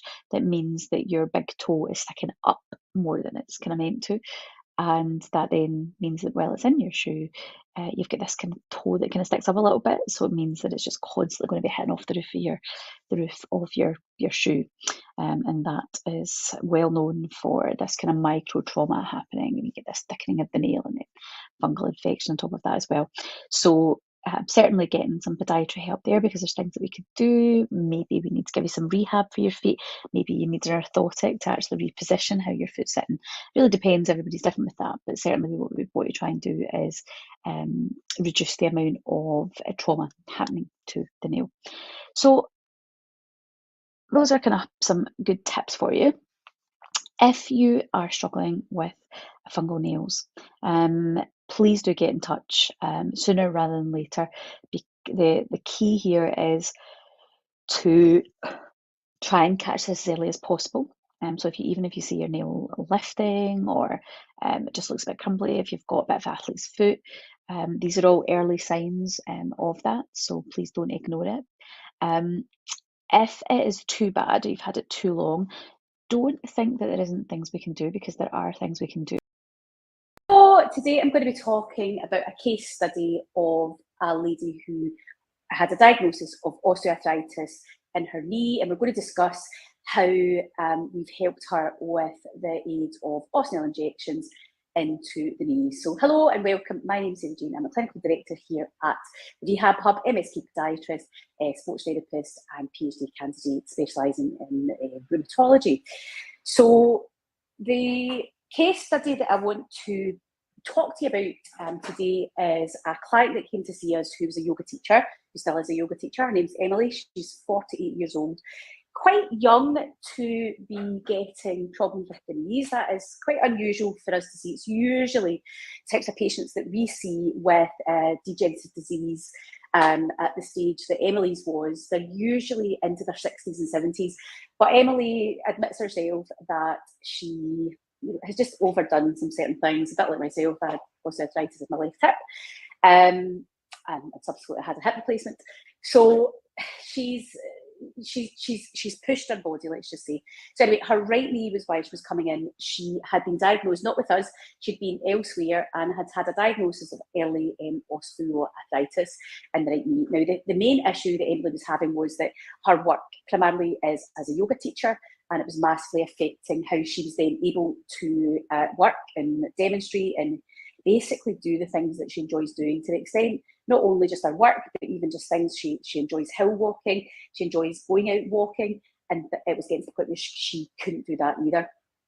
She was medication-wise, she was on quite a lot of medication, or quite heavy medication, really, considering that it's early arthritis, naproxen, so anti-inflammatory, and she was taking the maximum amount of codeine as well a day. So not a great combination. She was really at wit's end coming in, wasn't really sure what we could do. And amongst other things, because we did do Shockwave, we have provided her with a full rehab programme, but part of her management plan was an osteoneal injection. So what this does is it helps to provide, I suppose the way to think about it, and I'm probably slung saying this, but think about it like a WD-40 going into the joints. It's not quite as simple as that, but essentially what it's doing is it's providing that lubrication in the joints. If you imagine where you've got bone degeneration and the cartilage is worn away and that's synovial joint, then what will happen is you'll get this friction, especially with a knee over here. So if you are getting this friction, hers was on her medial side of her knee, so the inside bit of her knee. So these two bones are rubbing together, every step she's taking, everything she's doing. So she's getting this build-up of inflammation. So simply what we do is we go in with the injection of osteoneal into the joint line. Hers is the medial aspect, and most people's knee degeneration, it usually starts from the immediately inside aspect of the knee. For most, not always, but that's generally what we see in clinic. And what it does is it provides this coating, this buffer. So I'll show you, this is osteoneal here. So this one is the standard osteoneal. This particular client, I don't have any in stock just yet, this particular client got osteoneal plus, where she only needed one injection. You can do a course where you get 3 injections, it would be with this, and you would come weekly for an injection for 3 weeks, and that would be it. Now, generally, how long does it last for? You'll usually do a course of it once, possibly twice a year. That's it. So this is what the little cartridges look like. It's hyaluronic acid. So this one's out of date, so hence why I'm doing this. So you can see here, and it's just quite a sticky, viscous structure. So you can imagine that coating and lining the joint. Obviously, this one is one that it won't be getting used in a patient. It's there for demonstration purposes. So what that does is it in itself, just that being there will help reduce the need for naproxen, the need for inflammation, the need for that bone to be rubbing and causing that inflammatory process. So generally we find that patients get results quite quickly with that because it's not that rubbing, so they get a big reduction in pain immediately. But it's also helping in that synovial joint as well. So with Emily, It was her right knee. She came in, we decided with Emily that the Osinel Plus was the right course of action. I kind of alluded earlier there that sometimes people come in with this one and they get 1 injection or 3 injections. So why would we choose to do that? It depends on each individual patient. The price is much of a much. It's a full package if you're doing injection therapy. And it just depends on your particular needs. I've got a lady coming in next week and it'll be Osinel Plus she'll be getting as well because of her circumstances. So it's not the same for everybody. It does just depend. So osteoarthritis, she had 1 injection of Osinel Plus. We then followed Emily up 2 weeks after, and she had reported back that within a few hours of the injection, she said it was a wee bit sore around where the injection was, which is dead normal after that. Post-injection, you've had the injection, it just feels sensitive. If you ever had one in your arm, it just feels a wee bit sensitive. And then after that, she said it was fine, just for that kind of 24 hours, that I could just feel that something had been there. And then she said she started to feel slight improvement almost up. It just kind of built up. By 2 weeks, she was feeling the benefits of it, but she was still kind of struggling a little bit. Then when we checked in 1 month later, Emily was like, my pain is completely gone. And what was phenomenal was that she is now off her naproxen fully. She's not having to take them at all, not even at night. She's fully off them, and she's off all pain medication now, considering she was like taking the maximum amount of codeine, that which is not great. There's so many side effects with that. It's not brilliant to be on that.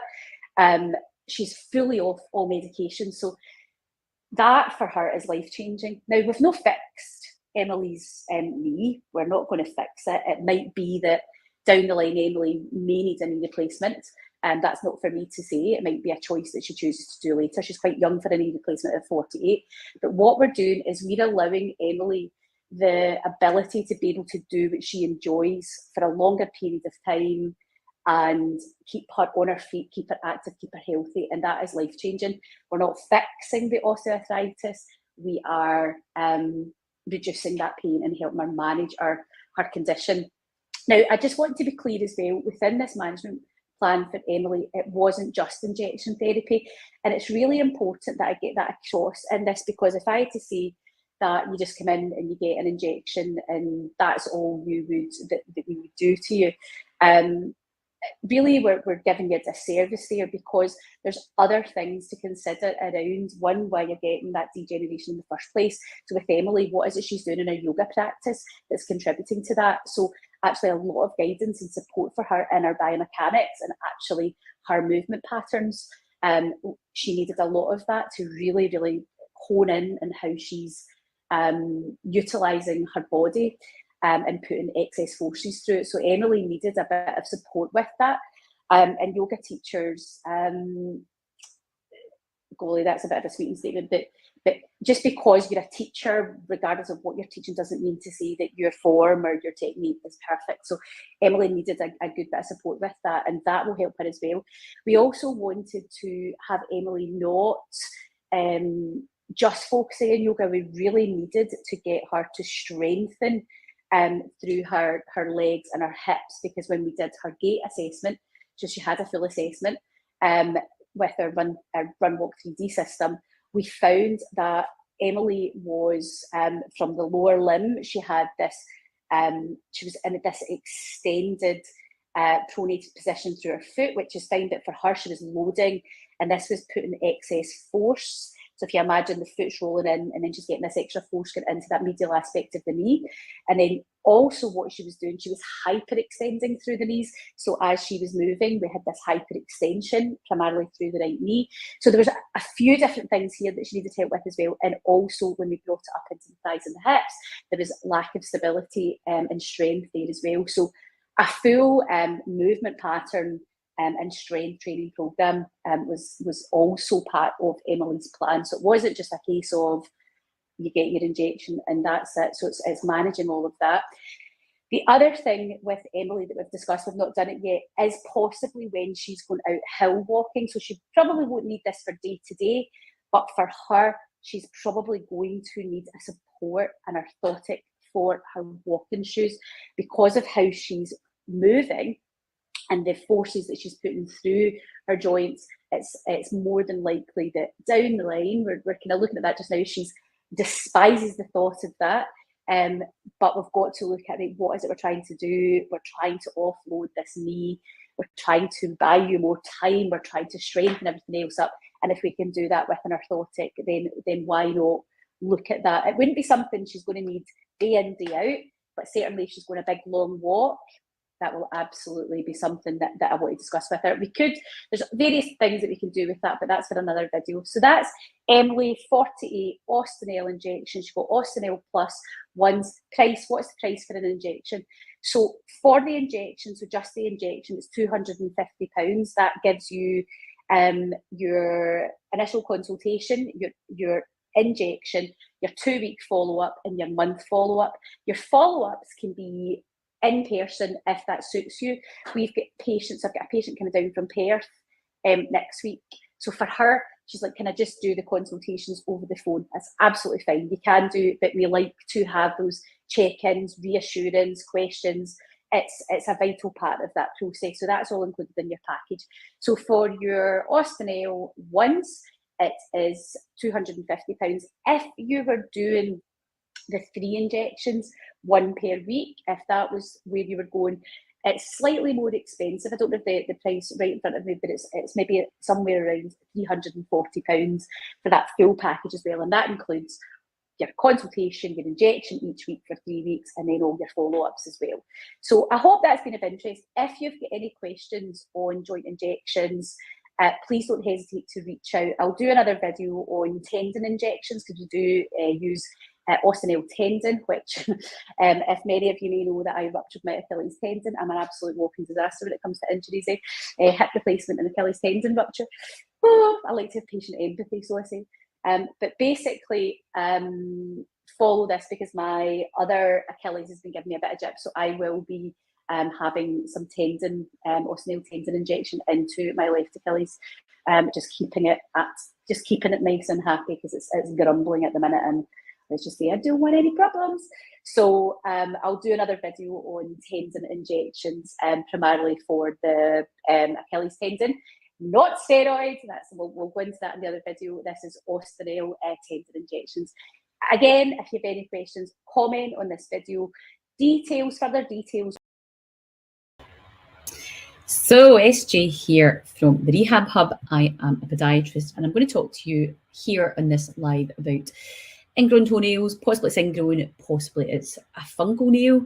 So if you don't like yucky stuff, then switch away. If you have any questions as I go through this, please feel free to comment. I think you need to authorise wherever you're watching this to be able to comment. But even if you watch it in replay, please feel free to message us over. So here we've got a picture of definitely an infected ingrown toenail, and you can see it's bilateral. It's both sides. It's the medial side and the lateral side of this particular patient's nail. And actually this was a one that I fixed just last week, and we worked on and helped the body fix it. So we can see there's been a bit of infection. This particular patient was suffering with an ingrown toenail that they had for a number of years and had been off and on antibiotics. And if you've watched any of my other lives, you will have heard the chat about antibiotics. We'll maybe go over a wee bit more about this later on. But yes, essentially infected.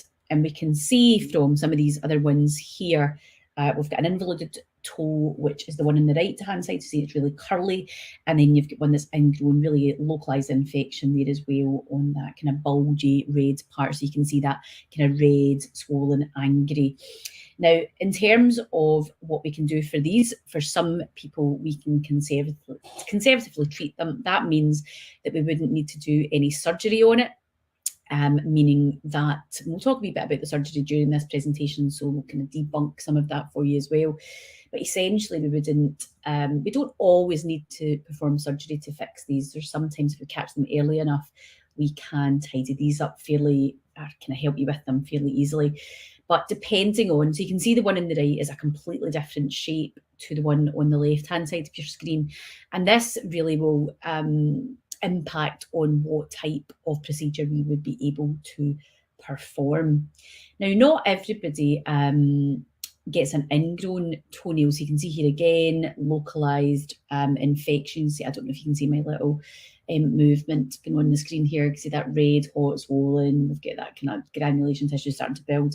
So there's definitely something needs to get done with these. And usually your GP or likes would give you antibiotics, and that definitely isn't the solution to this.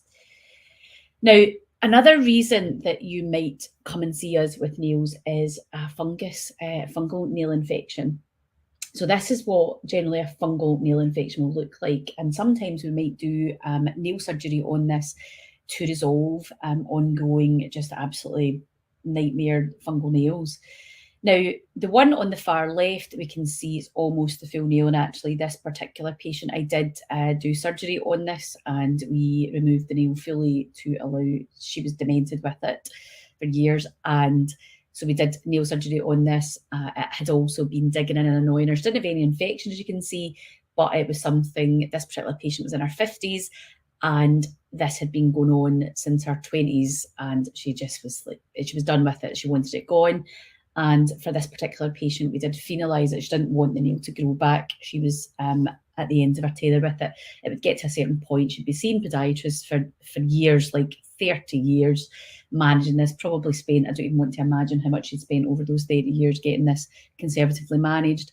So she came to me and we removed it fully and phenolized it, so it won't ever be a problem for her again. So there's different options depending on what you're looking for. The nail, however, to the right of that one is a wee bit different. You can see there's like a little line on it, and that's where we've no doubt been, we've drawn that on to show the line of demarcate where the infection, the fungus stops. And with a nail like that, that's actually a good candidate for what we do, the lacuna method in clinic, where we would drill into that fungus and treat the skin underneath. So that actually, I wouldn't go to surgery for that. I would treat that conservatively, that fungal nail, rather than taking the nail off, because there's a good likelihood that if we treat the skin, the associated fungal infection, treat the footwear, make sure that everything is in the right environment for this particular, to make it, to get rid of the fungus, and then treat the skin underneath that nail, then there's a good case that that actually will work really, really well for that patient, because it's not right back into the matrix, so no need for surgery. However, if you look at the far bottom one, the bottom right corner, that is just, yeah, that needs to come off, doesn't it, if possible? So that is, it's thickened, it'll probably be all crunchy and just like flaking, and yeah, it's just, that needs to be dealt with, and it's probably quite sore, I would imagine, as well. And they do tend, some of these kind of grow up the way, almost like a horn, can make it wearing shoes really uncomfortable. And then because they get so thickened, there's then a risk of, because of that pressure on the skin underneath, there's a risk of ulceration underneath those nails. And that's something we can see in clinic, where you've got older patients, maybe where they've their nails, your nails do tend to get thicker as you get older, and fungal infections tends to be associated with people who are older as well. So what can happen is this build up of the nail and the pressure on that kind of skin over time. You know, they might not even feel pain if they've got peripheral neuropathy. They're maybe not feeling and have full sense on their feet, so they might not actually have pain. It might be that something's coming out of their nail, or it just looks a bit funny, and then you're then treating that, and then you find an ulcer underneath it, and that's never a good thing at that point. So thickened nails should always, you want to file them down. You always want to keep them thinner, because of that build up of pressure, and that pressure can then basically damage the tissue underneath and leave you with a wound, and then it can then become that chronic wound that is then classified as an ulcer. So it is important, because then you're then dealing with something that is pretty serious by that point. And well, this presentation isn't getting into ulcerations, but it's a serious thing. So we don't want to be leaving that sort of thing. So make sure that, certainly if you've got older relatives, that you are checking these kind of things. I know feet are not the most attractive things, but Even if you just get into your local podiatry practice or somebody that will do DOMs if they're not able to get out, do take the time to have somebody look and check these kind of things. These are the kind of things we're checking for. And just because somebody's not moaning about being in pain doesn't mean to say there isn't an issue there, because they might not actually have the sensory input there. They might not actually have the ability to feel pain. So yeah, always get that checked out. But that's another candidate for nail surgery would be a fungal infection, actually, and that's something that we treat.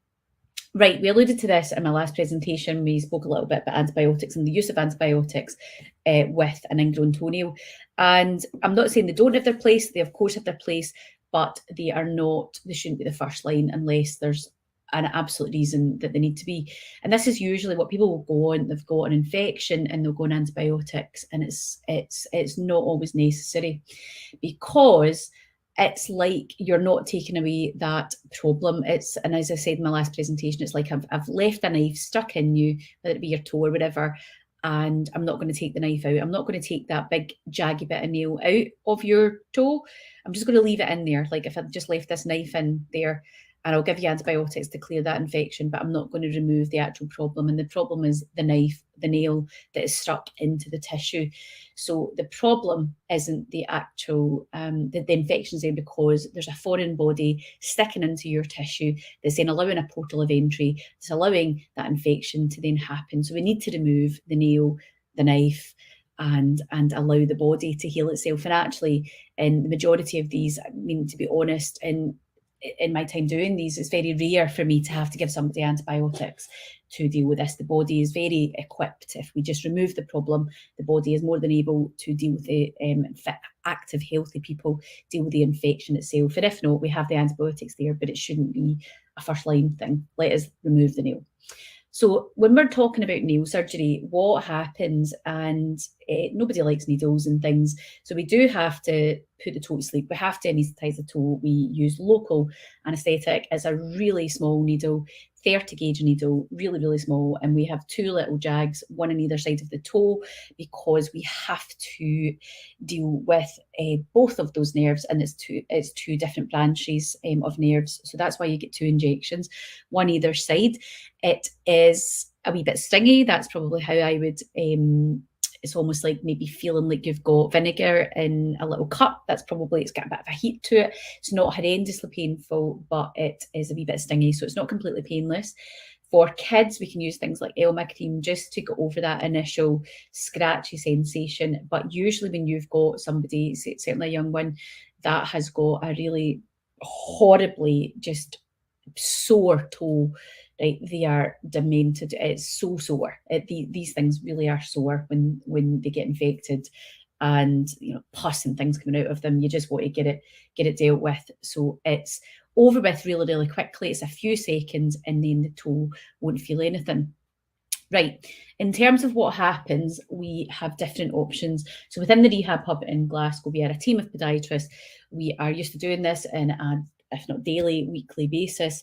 And we can do what's called a partial removal, or we can do a full removal. We can use pheno, where we stop the nail growing back if you're wanting a more permanent solution, or we may choose not to use pheno. So in this particular image here, this is a partial. So you can see what's happening here is we're going down the side. So say, for example, that was the side that was causing the problem. We would go down with our sterile instruments and we would remove the problem. So this is like we're removing that big bit of nail that's sticking into the tissue. So imagine what I spoke about earlier, that big knife that's sticking into the tissue that is causing the problem in the first place. We are basically removing that. So we need to numb your toe up before we do that. We then remove the problem.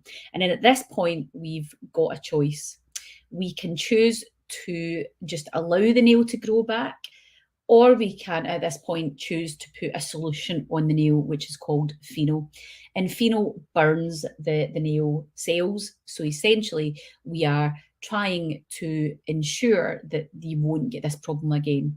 Now, with partial removals, which means we're only taking a slither of the nail out, the body of research that is out there, and also from working within the NHS, what I can say is that the majority of patients that come back for a second surgery are patients that have had a partial. Now, I'm not saying it doesn't work, but it's generally it's less effective than taking the full nail off and phenolizing it. But we appreciate that many people will want to keep hold of their nail. They don't want to not have a nail. You don't need your nail. It really doesn't have any purpose at all on your feet. It's there as it really doesn't do anything. So it's not going to cause you any disability. There's going to be no weird sensation if you don't have a nail on your big toe. And if you've got recurrent problems with that, that's a conversation that we'd have with you and get the best plan for you. But know that we can do partials, and we can do full removals. We can do removals where we don't put any phenol on it. Maybe there's just been trauma, and it's just the situation with the trauma that's caused the problem in the first place. So we just want to deal with that and then let the nail grow back, hopefully as new. Or there might be something that's ongoing with your particular shape of nail, some sort of damage you've had long term, that you need a more permanent solution. So there's everybody's different, but know that we have those different options there. And you can see from this picture, we've got the little blue thing around the toes is a tourniquet. That's on because we need to stop the blood flow going in, and especially if we were going to be using phenol, we would want a tourniquet on because we don't want the blood to come down to essentially dilute the phenol solution, because that would make it less effective. So if you're trying to burn off those nail cells, we don't want the solution diluted, so blood would dilute that. And also it gives us better visual. It just means that we can see what we're doing, we can make sure everything's out. If you've got loads of blood coming down in an area, it makes it less difficult to be. It basically means your visibility there isn't great. So we usually will use tourniquets, but the primary reason we're using that is if we're phenolizing, we don't want the blood to dilute the phenol. So that's really the main reason we use it. And then from here you can see this is me actually removing one of my colleagues. This is me doing a surgery, and this was actually for a fungal nail. And I want you to just notice on that how wide that nail actually goes. And I think that's most of my patients don't quite appreciate how wide your nail actually is. So that's what we need to take out. So when we are, if I jump through to that again, when we are removing that nail, if you imagine trying to get into that without numbing your toe up, there's just no way. And you can see the green tourniquet here that I've got on with this particular patient, and that's my artery forceps. I've already been up and cleared out before going up with the artery forceps to then get a nice clean pull away from the nail bed to allow that nice clean removal of that nail. And that particular surgery that I did, we actually chose not to phenolize this particular patient's nail because it was a fungal nail. And then what we did was we allowed the nail to heal, and at the same time as that, we then treated the skin around the toe with a fungal treatment, so that, and actually this particular patient's got a really lovely toenail, which is an ideal situation. So there's different reasons for getting nail surgery. Usually it's infection and ingrown toenails, but not always. And I wanted to just make that clear. Sometimes having a fungal nail would be your indicator. The difficulty is, depending on your fungal nails, you might have all your nails might be fungal, and that's maybe a bit much to take them all off in one day. But it's not that we couldn't do it, we just probably wouldn't do that all in one day. That's maybe a bit much, but it can be done. When you're leaving for surgery, this is usually what will happen. We'll usually put a primary dressing on, then a secondary dressing. Primary dressings with us, it just depends.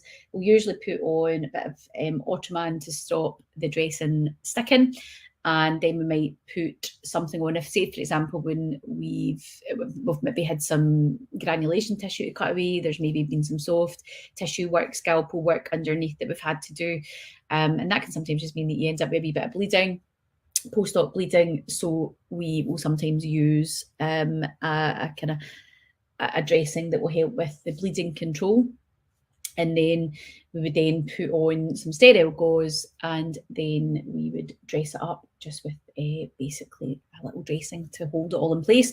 And you usually leave that on for just 24 hours, or sorry, 48 hours usually, 48 hours with that, and then that dressing is then removed, and then it just goes to a sterile plaster after that until it scabs over.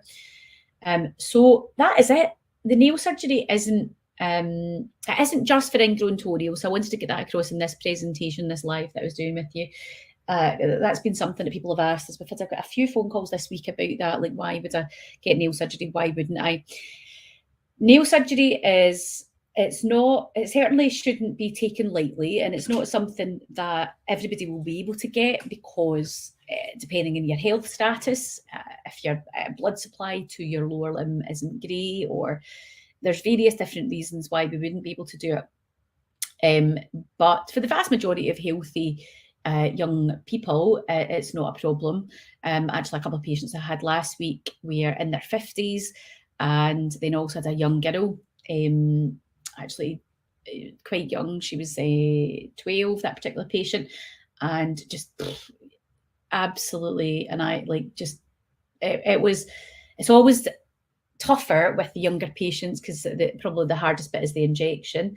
But we were very patient in clinic, and that particular patient took us a wee while to get an injection in, but we got it in, we got it resolved, and it's we're absolutely thrilled. Our mum and dad are absolutely delighted. But it was, yeah, we are, I suppose what I'm trying to say is that we're very used to it, and we're also very patient. And if we need to get you back and things with that particular